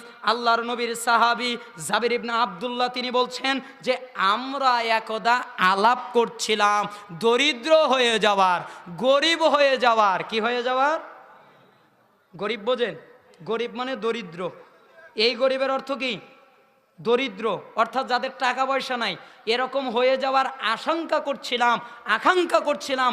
হঠাৎ করে আল্লাহর নবী সাল্লাল্লাহু আলাইহি সাল্লাম আমাদের মধ্যে বের হয়ে আসলেন। আসার পরে বললেন আল ফাকরা তাখাফুন ওয়াল্লাযী নাফসি বিয়াদিহি, এই সাহাবায়ে কেরাম তোমরা গরিব হয়ে যাবে এই ভয় করছো। আল্লাহর কসম যার হাতে মুহাম্মদের প্রাণ, ওই রবের কসম পৃথিবী তোমাদের উপরে প্রবল বেগে প্রবাহিত হবে, প্রভাব বিস্তার করবে, এমনকি তোমাদের অন্তরটাকে পৃথিবীমুখী করে নেবে, তোমাদের অন্তরটাকে পৃথিবী কেড়ে নেবে। আরে চুম্বকে যেমন ঘর্ষণে আকর্ষণে টেনে নেয়, পৃথিবী তোমাদের অন্তর কেড়ে নেবে। শোনো, আলা মিসলিল বাইদা ইলাইলুহা ওয়া নাহারু ওয়া সাওয়াউন, আমি মুহাম্মদ তোমাদের কাছে যেই শরীয়ত রেখে যাচ্ছি, আমি নবী তোমাদের কাছে যেই শরীয়ত রেখে যাচ্ছি, এর রাতও উজ্জ্বল, এর দিনও উজ্জ্বল, এর রাতও উজ্জ্বল, এর দিনও উজ্জ্বল, এখানে কোনো অন্ধত্ব নাই। আবু দারদা রাদিয়াল্লাহু আনহু তিনি বললেন, আল্লাহর কসম, রাসূল সাল্লাল্লাহু আলাইহি ওয়াসাল্লাম সত্যই কথা বলেছেন, তিনি আমাদের কাছে যেই শরীয়ত রেখে গেছেন, ওর রাতও উজ্জ্বল, ওর দিনও উজ্জ্বল। এখন কি হবে, কোরআন হাদিস তো তেমন পড়ে না, অত তো গবেষণা করে না, এই জন্য মানুষকে তো আকৃষ্ট করা লাগবে। আর দলিল যে রেফারেন্সে পড়া যে কত কঠিন আমি বুঝি, আমি তো পড়ি, মুখস্থ করা যে বাবা কত কঠিন আমি ভালো করে বুঝি। তো এই মুখস্থ করার যে কঠিন যন্ত্রণা, আল্লাহর কসম, আল্লাহর কসম, আল্লাহ তুমি আমাকে ক্ষমা করে দাও, অহংকার নয়, গৌরব নয়, আল্লাহ তুমি মাফ করে দাও, আল্লাহ তুমি ক্ষমা করে দাও, মানুষকে বোঝাবার জন্য বলছি, আল্লাহর কসম, আমার শুধু খাওয়া দাওয়া ছাড়া যত ঘন্টা সময় থাকে প্রত্যেকটা ঘন্টায় শুধু হিফজই করি, এক কিতাব না এক কিতাব হিফজ করি। আল্লাহর কসম, যখন কোরআন এবং সহিহ হাদিস বুঝেছি, কোরআন এবং কোরআনের সঠিক ব্যাখ্যা করা বুঝেছি, তখন থেকে নিয়ে এ পর্যন্ত কোনো দিন রাত্রে কোনো দিন রাত্রে একটা দিনের একটা রাত্রেও আল্লাহর কসম বললাম ঘুমাইনি। মাহফিলে আসলে ভিন্ন হয়, মাহফিলে আসলে একটু চেঞ্জ হয়ে যায়, তখন রুটিন মেনটেন করার সমস্যা হয়, কিন্তু বাড়িতে থাকাকালীন 1 ঘন্টা ঈশা পরে ঘুমাই, কারণ আল্লাহ নবী সাল্লাল্লাহু আলাইহি ওয়াসাল্লাম বলেছেন না ঘুমালে আবার উম্মত থেকে খারিজ হতে পারি, সমস্যা আছে, এই জন্য ওই ভয়ে ঘুমাতে যেহেতু হবেই 1 ঘন্টা ঘুমাই, সারা রাত স্টাডি করে হিফজ করে সকালবেলা ফজরের সালাত আদায় করে কোরআন তেলাওয়াত করে আবার একটু জিকির আজকার করে আবার 3-4 ঘন্টা ঘুমাই, এছাড়া রাত্রে ঘুমাই না, শুধু ভয়ে। কারণ যদি এলেম অর্জন না করি, এলেম যদি না থাকে, নিজে বাঁচবো কি করে? আর মাহফিল আমি করতে চাই না, মানুষ জোর করে করায়। আমি কখনো আজ পর্যন্ত বলিনি আমাকে একটা ডেট দেন, আমার অত ইচ্ছা করে না, কারণ এই মাহফিলের ময়দান আমার কাছে সবচেয়ে কঠিন ময়দান। কারণ এখানে একটু কথা 19-20 হলে আর ওটা যদি মিথ্যা হয় আর আল্লাহর নবীর নামে যদি হয়, তাহলে তো গেলাম, জাহান্নামে জায়গা বানিয়ে নিলাম। তাহলে বুঝতে পেরেছেন ইসলাম স্বচ্ছ না অস্বচ্ছ, পরিষ্কার নাকি অপরিষ্কার? পরিষ্কার। তাই এবার প্রশ্ন, আল ইয়াউম, ওই যে নবী বললেন, রাসূল সাল্লাল্লাহু আলাইহি ওয়াসাল্লাম বললেন, বানি ইসরাইলরা কয় দল? 72, আর আমার উম্মত। এরপরে আমি, বাবা আমাকে ক্ষমা করবেন, আমি আজকে কয়েকটা দলের নাম নিচ্ছি, তাদেরকে খাটো করার জন্যে নয়, তাদেরকে ছোট করার জন্যে নয়, তাদেরকে গালি দেওয়ার জন্যে নয়, শুধু বোঝার জন্যে, বোঝাবার জন্যে, মানে একটু উদাহরণ দেব, কষ্ট পাবেন। আমি কিন্তু ক্ষমা চেয়ে নিয়েছি, আমি এদেরকে কিন্তু গালি দেওয়ার জন্য বলছি না, আল্লাহ এদেরকে কবুল করুন, শুধুমাত্র বোঝাবার জন্যে। তাহলে 73 দল যাবে জাহান্নামে, কার উম্মত? আমার উম্মত। কে বললেন? আল্লাহর নবী। আল্লাহ নবী সাল্লাল্লাহু আলাইহি ওয়াসাল্লাম বললেন না ইহুদি খ্রিস্টান পৃথিবীর মানুষ 73 দল হবে, এদের ভিতরে 72 জাহান্নামে যাবে। আল্লাহর নবী বললেন না যে পৃথিবীর সমস্ত মানুষ মিলে, অথবা ইহুদিরা অথবা খ্রিস্টানেরা। আল্লাহ নবী সাল্লাল্লাহু আলাইহি ওয়াসাল্লাম বললেন আমার উম্মত 73 দলে ভাগ হবে, এদের ভিতরে 72টি দল জাহান্নামে যাবে, একটা জান্নাতে যাবে। কার উম্মত? আমার উম্মত। তার মানে বোঝা যায় রাসূলের উম্মত হতে গেলে তার ঈমান আছে, সালাত পড়ে, যাকাত দেয়, হজ করে, সব করে, এজন্যই তো তার উম্মত। কিন্তু আল্লাহর নবী বললেন এই আমার উম্মতেরা, কার উম্মত? আমার উম্মত হবে 73 দলে বিভক্ত, এর ভিতরে 72টা জাহান্নামে, একটা যাবে জান্নাতে। এবার প্রশ্ন, ওই একটা কোনটা আপনি বলেন নাকি? এইখানে মনে করেন আমি এখন ফুরফুরার হুজুর। কি হুজুর? ফুরফুরা। মনে করেন আমি এখন ফুরফুরার হুজুর, তখন আমি বলবো আল্লাহর নবী বলেছেন ইহুদি খ্রিস্টানরা 72 দল হবে। আসলে হাদিসের অনুবাদে এরকম না, ইহুদি খ্রিস্টানরা 72 দল হয়েছিল, আমার উম্মত হবে 73 দলে বিভক্ত, এর ভিতরে 72টা দল যাবে জাহান্নামে, একটা দল যাবে জান্নাতে। তো জানেন কি, ওই যে একটা দল জান্নাতে যাবে, ওইটা হলো আমাদের তরিকা। আমি ফুরফুরার হুজুর, আমার তরিকায় যদি আসেন একটা দল জান্নাতে যাবে, ওই দলটাই হলো ফুরফুরার তরিকা। এবার আর এখানে ফুরফুরার হুজুর নাই, আসলো আবার নতুন হুজুর, মনে করেন মেহেদিপুর অথবা মেদিনীপুর। উনি আসলো, আসার পরে ওই হাদিস ইহুদি খ্রিস্টান ৭২, আমার উম্মত ৭৩, এর ভিতরে ৭২ দল যাবে জাহান্নামে, একটি দল যাবে জান্নাতে। প্রশ্ন করবেন হুজুর জান্নাতের দল কোনটা? তখন বলবে আমার তরিকায় তুমি চলে আসো, এটাই হচ্ছে ওই একমাত্র দল। কথা বলেন ঠিক কিনা? এরপরে ও হুজুরও নাই। মনে করেন আমাদের দেশে প্রসিদ্ধ আলেমদের শ্রদ্ধেয় ভাজন একজন ব্যক্তি, ধরেন চরমনাই হুজুর, তার একটা তরিকা চিশতিয়া সাবেরিয়া।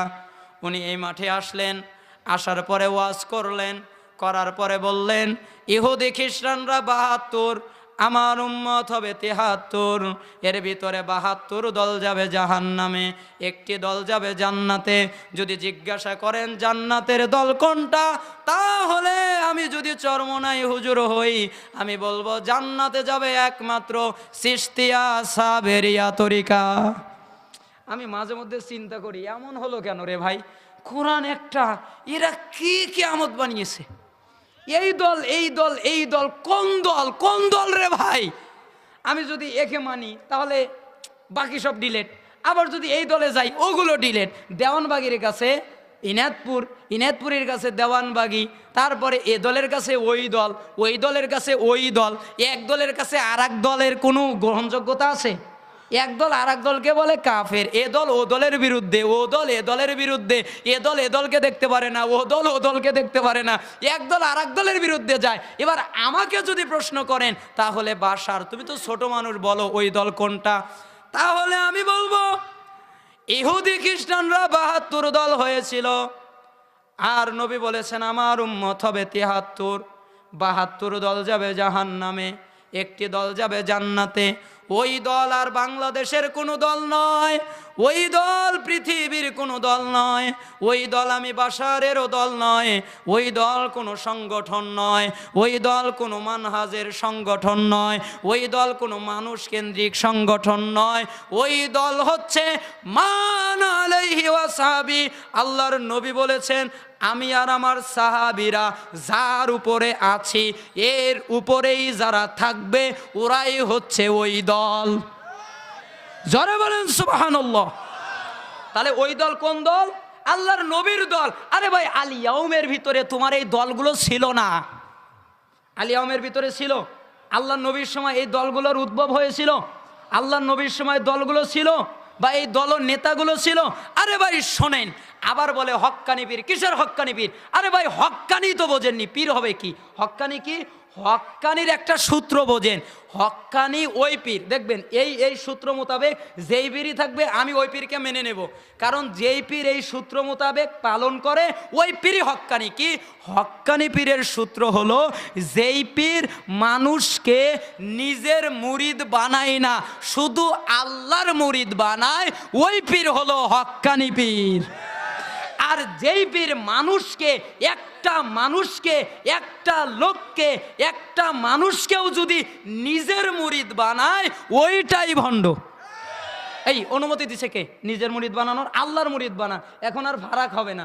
1 কোটি হুজুরও যদি হয় তাহলে এই হুজুরের কাজ আল্লাহর মুরিদ হও ভাই, আল্লাহর মুরিদ হও ভাই, আল্লাহর মুরিদ হও। আর এক হুজুর বলবে আল্লাহর মুরিদ হও ভাই, আল্লাহর মুরিদ হও। আর এক দল বলবে আল্লাহর মুরিদ হও ভাই। এখন যত তরিকা হবে সবগুলোর কাজ খালি একটাই, আল্লাহর মুরিদ বানানো। কিন্তু যখনই এমনটি না করে নিজের মুরিদ বানাবে আর বলবে আমার মুরিদ হও, আমার মুরিদ হও, আমার মুরিদ হও, যতগুলো হুজুর আসবে ততগুলোই দল পয়দা হবে। আবার এরা বলে যে ঐক্য করা যায় না। কে বলেছে ঐক্য করা যায় না? আরে ভাই এলেম ছাড়া কি ঐক্য করা যায় নাকি? এলেম দিয়ে ঐক্য হয়, ঐক্য হয় এলমের ভিত্তিতে। এলেম না থাকলে ঐক্য কি করে হয়? আল ইয়াউম, ইসলাম কমপ্লিট। ইসলাম আমাদের ধর্মের নাম কি? আপনারা বলেন ঐক্য হয় না। দেখেন আমি 1 মিনিটে ঐক্য করে দেই। কয় মিনিটে?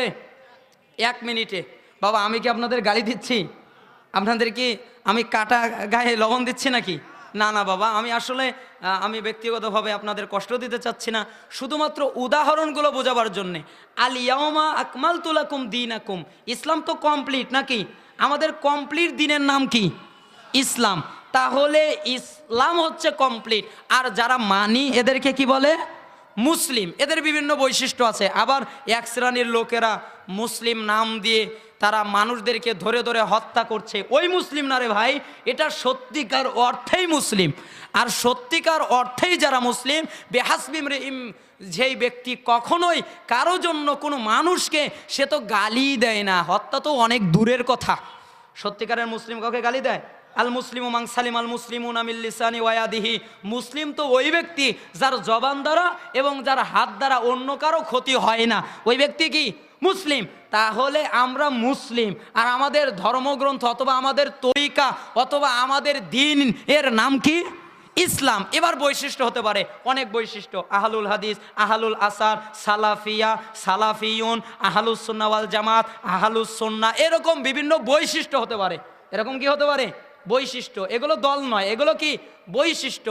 তাহলে আল ইয়াউমের ভিতরে ছিল ইসলাম। কি ছিল? কয় অক্ষর দেখেন তো? আলিফ, ইস, লাম, আলিফ, মিম, 5টা অক্ষর। কয়টা অক্ষর? না, 5টা হরফ। 5টা হরফ, 5টা অক্ষর দিয়ে একটা শব্দ, সেটা হলো ইসলাম। এই ইসলামকে যতদিন ওই আল ইয়াউমের ইসলাম নিবেন, ততদিন পর্যন্ত আল্লাহর কসম কোনো মানুষই গোমরা হবে। কখন হয়? যখন ওই আল ইয়াউম নেননি। অর্থাৎ ইসলাম আল ইয়াউমের ভিতরে ছিল ইসলাম, যখন আল ইয়াউম না নিয়ে আগে পরে শব্দ লাগিয়েছেন, তখনই বিভক্ত হয়ে গেছে। হয় নাই? আমি একটু উদাহরণ দিই। ইসলামের পরে লাগান। মনে করেন আমি যদি লাগাই, দেখেন আপনারা বলবেন এটা কার দল, আপনারা খালি যাবেন হেফাজতে ইসলাম। বলেন শফি সাহেব, আল্লাহ ওনাকে রহমত দান করুন, ওনার কাছে চলে গেল নাকি? যখন বললাম হেফাজতে ইসলাম, ইসলামের আগে একটা কি হেফাজত শব্দ বাড়ালাম না? তাহলে দলটা কার কাছে গেল? মুফতি শফি সাহেব, শফি হাফিজাহুল্লাহর কাছে চলে গেল নাকি? এরপরে ইসলামের পরে লাগাবো ইসলামী শাসনতন্ত্র। বলেন কার কাছে? সরমনে হুজুরের কাছে চলে গেছে। ইসলামী আন্দোলন কার কাছে? দেখবেন আবার সরমনে হুজুরের কাছে চলে গেছে। আবার যদি আগে লাগাই ইসলামের আগে জামাতি ইসলাম, কোথায় গেছে? একটা দল আছে, একটা দল সরকারি নামে চলে, যদিও ত্রুটি বিচ্যুতি আছে।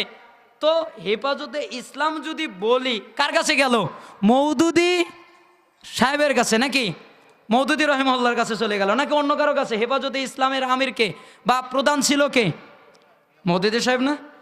জামাতে ইসলাম, হ্যাঁ জামাতে ইসলাম। জামাতে ইসলামের প্রধান ছিল কে?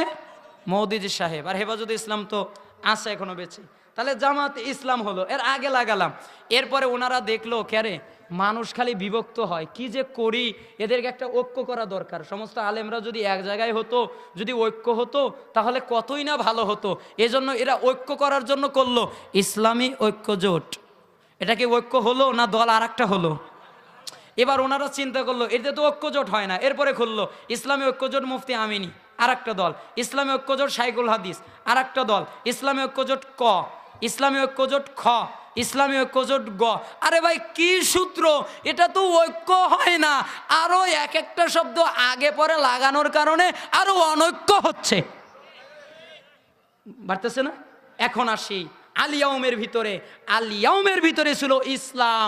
আরে ভাই ইসলাম যদি আবার ঐক্য হতে চান, ওই আল ইয়াউমের ইসলাম নেন। এবার ইসলামের পরের শব্দ ঐক্য জোট কেটে দেন, ঐক্য জোট নাই, ইসলাম। হেফাজত ইসলামের হেফাজত কেটে দেন, ইসলাম। জামাত ইসলামের জামাত কেটে দেন, ইসলাম। ইসলামী আন্দোলনের আন্দোলন কেটে দেন, ইসলাম। ইসলামী শাসনতন্ত্রের শাসনতন্ত্র কেটে দেন, ইসলাম। ইসলামী ঐক্যজোট ক খ গ এগুলো কেটে দেন, ইসলাম। আল্লাহর কসম ইসলামের আগে পরে যতগুলো শব্দ আছে, যখন মানুষ কেটে দেবে তখনই মানুষ আবার ঐক্যজোট হয়ে যাবে। আর যত দিন পর্যন্ত আগে শব্দ লাগাবে পরে শব্দ লাগাবে, তত দিন পর্যন্ত মানুষ ঐক্য হবে না, আর ঐক্যের নামে বিভক্ত হবে। কিসের ভাই ঐক্য করেন? এভাবে ঐক্য করেন আমরা বাংলাদেশের মানুষ, আমরা একসাথে থাকতে চাই।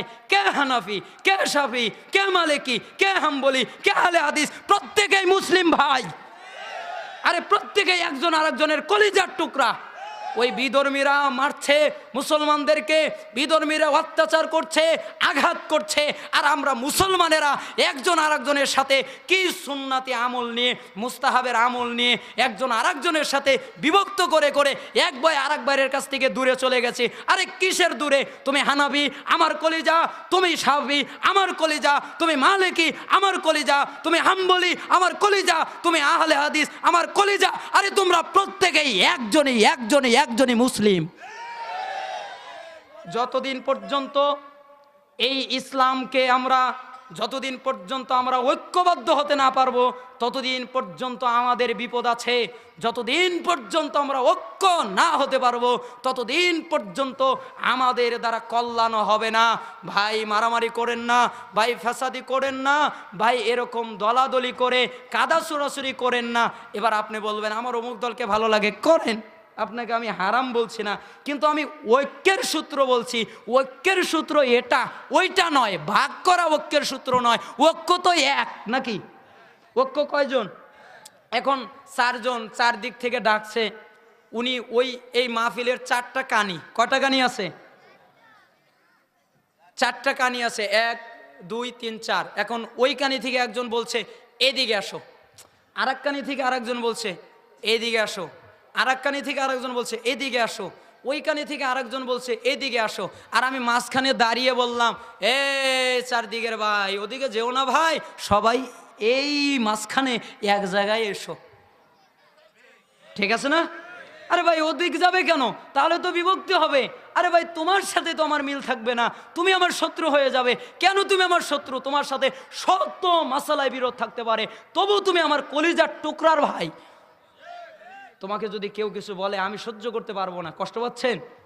আমি অনেক কিতাব পড়েছি, রফুল মালাম, তারপরে বিভিন্ন সম্মানিত ইমামগণের সমালোচনা নিয়ে অনেক কিতাব পড়েছি। সমস্ত কিতাব থেকে আমি এই সৌন্দর্যটা পেয়েছি, তাদের ভিতরে কত মাসালায় ইখতিলাফ হতো, এর পরেও তারা বিভক্ত হতো না, সবাই একই ছিল। কিন্তু আমাদের ছোটোখাটো একটা মাসালা নিয়ে কী রে বিভক্ত ভাই, একেবারে কাফের, একেবারে হারাম, একেবারে নাজায়েজ, একেবারে অমুক তমুক করে আমরা একেবারে বাতিল করে দেই। হ্যাঁ অবশ্যই, যদি সেটা কোরআনের বিরুদ্ধে হয়, যদি সেটা রাসূলের বিরুদ্ধে হয়, তাহলে তো বাতিল হবেই। তাহলে আল ইয়াউমের ইসলাম কোন ইসলাম? ইসলাম কমপ্লিট, ঠিক আছে? আচ্ছা, এরপরে প্রশ্ন, এরপরে আপনি যদি প্রশ্ন করেন ওই যে ওই প্রশ্ন যে আমরা সাধারণ মানুষ, আমরা দলিল দিয়ে কী করবো নাকি? ওই যে আমি সূরা ইউসুফের 108 নম্বর আয়াত পড়েই আপনাদের এই দিকে এসেছি। দেখেন, আপনাদের কাছে আমি একটা উদাহরণ রাখি। কি রাখি? উদাহরণ। মনে করেন ঢাকায় আমার জমি আছে 5 বিঘা। কয় বিঘা? আপনাদের এ দেশে কি বিঘা বলে না শতাংশ বলে না কি বলে? বিঘাই। আমাদের দেশে বিঘা বলে। তাহলে মনে করেন 5 বিঘা, অনেক জায়গা নাকি?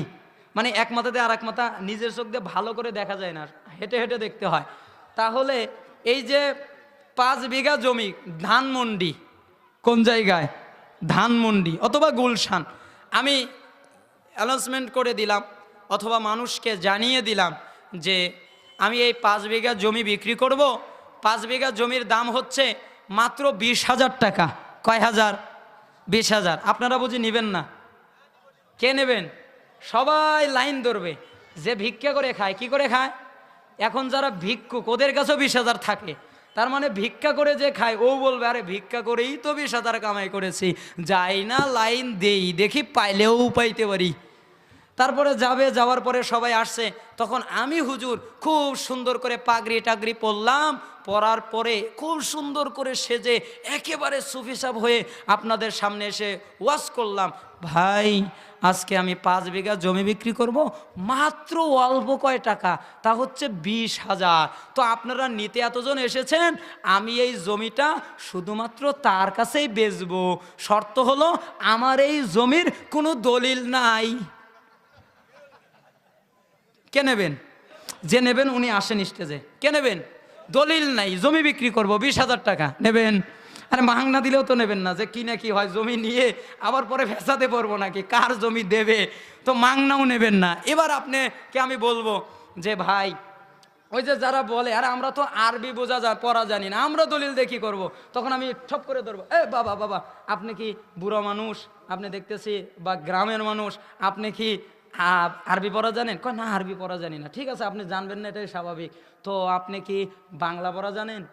না বাবা বাংলা তো আসলে পড়া জানি না, বাপদাদার সময় ওরকম পড়ার রেওয়াজ ছিল না, কাজ কাম করতে হয়েছে। তো কি করেন? আমি টিপ সই মারি। ও নামও সই করতে পারেন না? কয় না। এরে বাবা আপনাকেই তো খুঁজছি। কাকে খুঁজছি? আপনাকে খুঁজছি। আপনি পড়ালেখা জানেন না দেখেই তো খুঁজছি। যারা পড়ালেখা জানে ওদেরকে খোঁজার প্রয়োজন নাই, কারণ ওরা পড়তে পারে নাকি। আর আপনি পড়ালেখা জানেন না, আপনি আসেন, আপনি মূর্খ মানুষ, পড়ালেখা জানেন না, আপনি দলিল দিয়ে কি করবেন? আপনাকে দিলে কি পড়তে পারবেন? কয় না তা তো পারবো না। তো আপনার দলিলের প্রয়োজন নাই, 20,000 টাকা দেন, জমি নিয়ে নেন। নেবে কই? এক্ষেত্রে কই? এক্ষেত্রে তো খুব বোঝেন, জমির ক্ষেত্রে তো খুব বোঝেন, বাগুনের ক্ষেত্রে বোঝেন। বেছে বেছে একেবারে মোটাটা নেয়, বেছে বেছে একেবারে যেগুলো পোকা ছাড়া সেগুলো নেয়। আর শরিয়াতের ক্ষেত্রে এসে বুঝি না, এ কথা চলবে না। আল্লাহ বলেছেন ফাসআলু আহলা যিকরি ইন কুনতুম লা তা'লামুন বিল বায়িনাতি ওয়াজ জুবুর। হে অজানা মানুষ, তোমরা যারা জানো না, আহলু যিকর যারা, কোরআন হাদিস জানে যারা, তাদের কাছে জিজ্ঞাসা করে জেনে নাও সুস্পষ্ট দলিল প্রমাণ সহকারে। তাহলে জানা লাগবে কি দিয়ে? দলিল দিয়ে। এরপরে আবার আরেকজন প্রশ্ন করবেন, তো আপনিই তো বললেন ইসলাম পালন করতে হবে আল ইয়াউমের, তাহলে আমাদের দেশের এত যে ভুল, এগুলো কি দিয়ে ঠেকাবো? দেখেন, আপনি বলবেন আমি আপনাকে একটা আমল দেই, আমলটা দেখেন, আগে বোঝেন।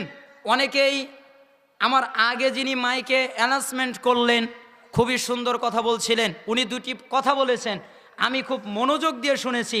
তার একটি উনি বলেছেন শিরককে বিতাড়িত করার জন্যে একটা কথা বলেছেন, এবং বিদাতের বিপক্ষে একটা কথা বলেছেন, সুন্নাতের পক্ষে তাওহীদের পক্ষে একটা কথা বলেছেন নাকি? বিদাতের পক্ষে নয়, বিদাতের বিপক্ষে, শিরিকের বিপক্ষে। আর কিসের পক্ষে? তাওহীদের পক্ষে, সুন্নাতের পক্ষে। আর উনি বলেছেন কোরআন আর সুন্নাহ দিয়ে কথা বলতে, বিদাত থেকে মুক্ত থাকতে নাকি।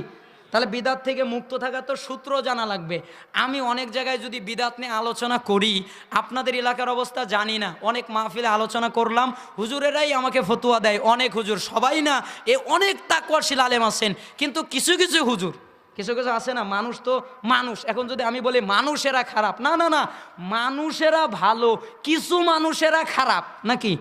আলেমেরা ভালো, কিছু আলেমেরা খেয়ানতকারী, বুঝলেন? আলেমেরা কি ভালো, কিছু আলেম। তো কিছু কিছু লোকেরা আমাকে ফতুয়া প্রশ্ন করে স্টেজে, ওনারা বলে যে আপনি বলেন যে বিদাত, অথচ মাইকও না বিদাত। বলে কি বলে না? বলে মাইকও তো বিদাত। আচ্ছা মাইক কি বিদাত? বোঝেন, দুনিয়ার কোনো জিনিস বিদাত হয় না, দুনিয়ার কোনো আবিষ্কার বিদাত হয় না। এটা আবিধানিক অর্থে বিদাত, কিন্তু শরিয়াতের অর্থে বিদাত নয়। শরিয়াতের অর্থে বিদাত হচ্ছে মানে আমিলা আমালাল লাইসা আলাইহি আমরুনা ফাহুয়া রাদ্দুন। যে ব্যক্তি এমন কোনো আমল করলো যা আমি রসুলের থেকে নেই, যা আমার থেকে প্রমাণিত নয়, ফাহুয়া রাদ্দুন, তা প্রত্যাখ্যাত, তা বাতিল, তা পরিত্যাজ্য, তা পরিত্যাগযোগ্য। কি আল্লাহর নবী যা করেন নাই এরকমটা যদি কেউ করে, ওইটা বাতিল, আর ওইটা হলো বিদাত। ওইটা কি? আবার বোঝেন, বিদাত বাড়ালে হয়, বিদাতাকে বোঝা লাগবে। এখন খালি বিদাত নতুন। একজন, আমি এক এলাকায় আলোচনা করলাম, করার পরে উনি আমাকে বললেন যে সম্মিলিত মোনাজাত করেন। তো আমি বললাম ঠিক আছে করব, আমি তো না করিনি। তো একটা কথা শোনেন, উনি বললেন আর দোয়াউ হুয়াল ইবাদাত, দোয়াটা হলো ইবাদাত। দোয়াটা কি? ইবাদাত। আল্লাহর নবী বলেছেন। উনি দুটি হাদিস দিয়ে আমাকে একটা চিঠি দিলেন, দেওয়ার পরে বললেন আর দোয়াউ হুয়াল ইবাদাত ওয়া ফি রিওয়ায়াতি আর দোয়াউ মুখুল ইবাদাত। প্রথম রেওয়ায়েতে দোয়াটাই হলো ইবাদত, আর দ্বিতীয় রেওয়ায়েতে দোয়াটা হলো ইবাদতের মগজ। তাহলে আপনারা যে মোনাজাত করেন না, এটাও তো ইবাদত, তো করেন না কেন? দোয়াই তো ইবাদত। বললাম ঠিক আছে, দোয়া তো ইবাদতই। এখন একজন মরে গেছে, ওনার নামে একটা মাজার হলো। এবার মাজারে গেলাম, যাওয়ার পরে আমি বললাম, ও মাজারওয়ালা বাবা, আমাকে একটা সন্তান দাও। বলেন এটা দোয়া না? দোয়া না? এটা কি দোয়া না দোয়া না? দোয়া। এটা তো দোয়া করতেছি নাকি? কার কাছে? মাজারওয়ালার কাছে। মাজারে যে মরে পড়ে রয়েছে, যে মরে গেছে, যাকে কবর দেওয়া হয়েছে, যে মাজারে রয়েছে, সে মাজারে গিয়ে বলছি, বাবা তুমি আমাকে একটা সন্তান দাও। এই দোয়া আমি এরকম যখন শুনি, আমি বিভিন্ন মাজার সফর করেছি, দেখেছি, এরকম অনেক জায়গায় আমি নিজের কানে শুনেছি। যখন আমি শুনি তখন আমি চিন্তা করি, ইস, কুত্তা 6-7টা 5টা বাচ্চা দেয়, এরা কোনো দিন মাজারে আসে না, আর এগুলো একটা দেয় তাও মাজারে আসে। বুঝেন নাই? তো মাজারে গিয়ে যে উনি দোয়াটা করলো, এটা কি দোয়া ইবাদত নাকি শিরক? তাহলে দোয়া কি? আপনারাই কিন্তু বললেন দোয়া কি? শিরক। তাহলে মাজারে গিয়ে যে দোয়া করা হয় ওই দোয়াটা কি? শিরক। তার মানে দোয়া খালি ইবাদত নয়, আর দোয়াটা যদি নিয়ম মাফিক করে, অর্থাৎ আল্লাহ যেভাবে দিলেন, আল্লাহর রাসূল যেভাবে দিলেন, কোরআন সুন্নায় যেভাবে আছে, এইভাবে যদি কেউ দোয়া করে তাহলে দোয়াটা ইবাদত। আর যদি দোয়াটা বিদাতি কায়দায় করে, বিদাত কি? বাড়ালে হয় বিদাত। আগে বিদাত বোঝেন। বিদাত বাড়ালে হয়, বিদাত কমালে হয়, বিদাত চেঞ্জ করলে হয়। কি করলে হয়? বিদাত বাড়ালে। আল্লাহ যে ইসলাম দিল, এই ইসলাম থেকে যদি একটু বাড়িয়ে দেন, ইসলাম আল্লাহর থাকবে? তাহলে এটা বিদাত। আল্লাহ যে ইসলাম দিল, ওই ইসলাম থেকে যদি কোনো বাক্য বা কিছু কমিয়ে দেন, তাহলে আল্লাহর ইসলাম থাকবে কি? ওটা বিদাত। আর যদি ইসলামে আল্লাহ যে বিধান দিল ওটা সরিয়ে যদি আপনারটা দেন, এই যে চেঞ্জ করলেন, এটা বিদাত। তাহলে বিদাত কি হয়? বাড়ালে হয়, কমালে হয়, চেঞ্জ করলে হয়।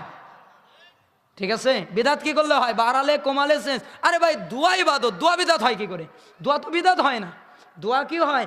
দোয়া ইবাদত হয়, দোয়া শিরিক হয়, আবার দোয়া বিদাত হয়। কিন্তু মূলত দোয়া ইবাদত, মূলত দোয়া কি? ইবাদত। দোয়া যদি নিয়ম মাফিক করা হয়। এবার আমি বললাম, আল্লাহর নবী সাল্লাল্লাহু আলাইহি সাল্লাম বলেছেন, তোমরা যখন মাহফিল শেষ হবে, মজলিস শেষ হবে, তখন মজলিস শেষের কাফারার দোয়া পড়বে, সুবহানাকাল্লাহুম্মা বিহামদিক আশহাদু আল্লা ইলাহা ইল্লা আনতা আস্তাগফিরুকা ওয়া আতুবু ইলাইক। বলেন, এই দোয়া হাদিসে আছে না নাই? এটা কিসের দোয়া? মজলিস শেষের দোয়া। তা আমার প্রশ্ন, মজলিস কোনটা?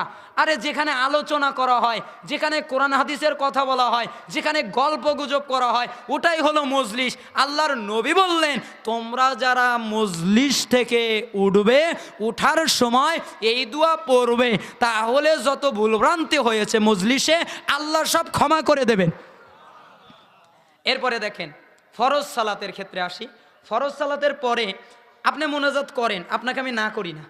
ফরজ সালাতের পরে আল্লাহ নবী সাল্লাল্লাহু আলাইহি ওয়াসাল্লাম বলতেন আল্লাহু আকবার। রাসূল সাল্লাল্লাহু আলাইহি ওয়াসাল্লাম বলছেন, কেউ যদি আল্লাহু আকবার বলে, আল্লাহ তার মর্যাদা বাড়িয়ে দেন। আস্তাগফিরুল্লাহ আস্তাগফিরুল্লাহ আস্তাগফিরুল্লাহ 3 বার, আল্লাহ তাকে ক্ষমা করে দেন।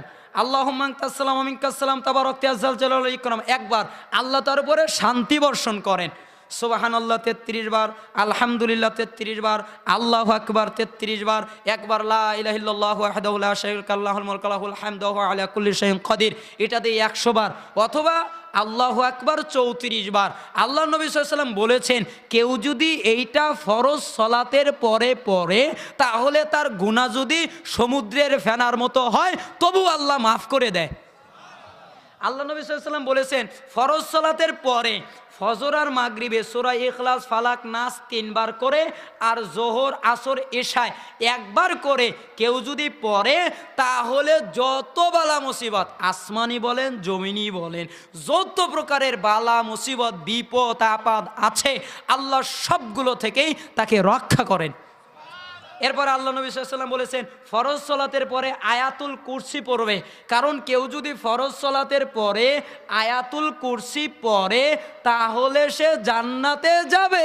মাঝখানে বাধা মৃত্যু, মাঝখানে বাধা কি? তাহলে প্রশ্ন, জান্নাতে যায় নাই কেন? মরে নাই তাই যায় নাই। কেন যায়নি? মরেনি দেখে যায়নি, মরলে কোথায় যাবে? জান্নাতে যাবে। এবার আপনাদের কাছে প্রশ্ন, বাবা বলেন তো, এইগুলোকে নষ্ট কে করলো?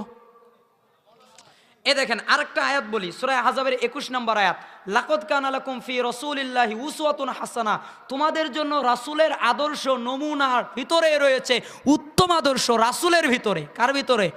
রাসূল সাল্লাল্লাহু আলাইহি ওয়াসাল্লামের মধ্যে। ভাইজান এই আপনি কথা বললেন, এখানে একটা হাদিস মনে পড়ে গেল আব্দুল্লাহ ইবনে ওমর থেকে বর্ণিত। তিনি বলেন যে আব্দুল্লাহ ইবনে ওমর রাদিয়াল্লাহু আনহু একবার হজ করতে গেছেন, তখন মুয়াবিয়া রাদিয়াল্লাহু আনহু হজ করতে এসেছেন, দুইজনই। তো মুয়াবিয়া রাদিয়াল্লাহু আনহু হজ করার ক্ষেত্রে কাবা ঘর আছে না, কাবা ঘরের 4টা কোণ, কয়টা কোণ? 4টা কোণেই উনি স্পর্শ করছেন, অর্থাৎ 4টা কোণে স্পর্শ করে, কোনো বর্ণনায় চুমা খাচ্ছেন, তো যাই হোক স্পর্শ করছেন। তখন আব্দুল্লাহ ইবনে ওমর সামনে দাঁড়িয়ে গেছেন, থামেন, আপনি 4 কোণ স্পর্শ করলেন কেন? তখন মুয়াবিয়া রাদিয়াল্লাহু আনহু বললেন, আচ্ছা বলো তো, আল্লাহর ঘর কোন জায়গায় নাপাক যে ধরা যায় না? আচ্ছা আল্লাহর ঘরে কি নাপাক আছে? ওনার যুক্তি তো ঠিক।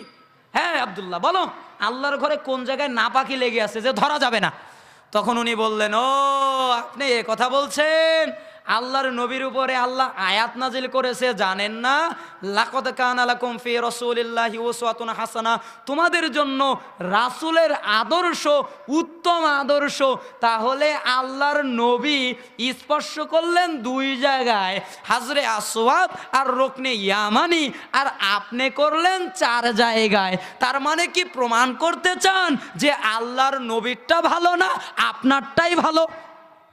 দেখছেন কত সুন্দর বুঝ, এটাকে প্রমাণ করতে চান? তখন উনি বললেন, না না না না, আমারটা ভালো নয়। কোনো বর্ণনা আছে, কয়েকটা বর্ণনা বলেছেন, কোন জায়গায় বলেছেন কোন আসমান আমাকে জায়গা দেবে, কোন জমিন আমাকে রাখবে, আরে আমি তো ভুল করেছি, আল্লাহর নবীর আদর্শটাই ভালো। আদর্শ ভালো কার? তাহলে এবার আমার আপনার কাছে প্রশ্ন, আরে ভাই দোয়া বিদাত নয়, দোয়া কখনো বিদাত বলি না। ওই যে আল্লাহর নবী যে দোয়াগুলো করলেন, আপনি যে ওইগুলোকে সরিয়ে রব্বানা আতিনা পড়লেন, এটাও কোরআনের আয়াত, এটাও বৈধ।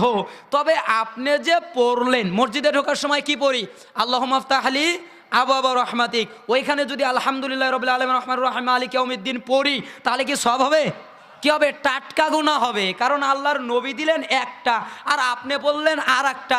আরে বাবা, আল্লাহর নবী ফরজ সালাতের পরে নির্দিষ্ট দোয়া দিয়েছেন। আরে বাবা, মুনাজাত বিদাত নয়, আল্লাহর নবীকে অপমান করাটা বিদাত। তোমাকে অনুমতি কে দিল আল্লাহর নবীর বিধান অপমান করবার? তোমাকে অনুমতি কে দিল? আল্লাহর নবী যেই বক্তব্য দিলেন, যেই আমলগুলো করতে বললেন, এইগুলো না করে এলোপাতারি নিজের মতো করা, এই যে আল্লাহর নবীকে ওভারটেক করা হলো, আর এই যে চেঞ্জ করা হলো, এই যে রদবদল করা হলো, এইটা, এই চেঞ্জ করা, এই রদবদল করা, এই আল্লাহর নবীকে অপমান করা হচ্ছে বিদআত। ঠিক মাহফিল শেষেও তাই, আল্লাহর নবী সুবহানাকাল্লাহুম্মা ওই দোয়া পড়তেন, আমরা ওটাই পড়বো, তার আগে দোয়া করব মানুষদের জন্য। কিন্তু আল্লাহ নবী সাল্লাল্লাহু আলাইহি ওয়াসাল্লাম সমস্বরে মানুষকে নিয়ে কেঁদে কোনো দোয়া করেননি। অতএব আমরা আল্লাহর নবীরটা করতে চাই, আমরা কখনো মানুষেরটা করতে চাই না। আল্লাহর নবী যা দিয়েছেন আমরা তাই নিব। আমরা আল্লাহ নবী সাল্লাল্লাহু আলাইহি ওয়াসাল্লামের উপর আয়াত নাজিল হয়েছে। আমার আলোচনা আমি বেশি রাত্রি করব না, যেহেতু আমি 12টা পর্যন্ত যাব না, তার আগে শেষ করার কথা ছিল। তো যাই হোক, আমি কোনো জায়গায় 12টার পরে আলোচনা করি না।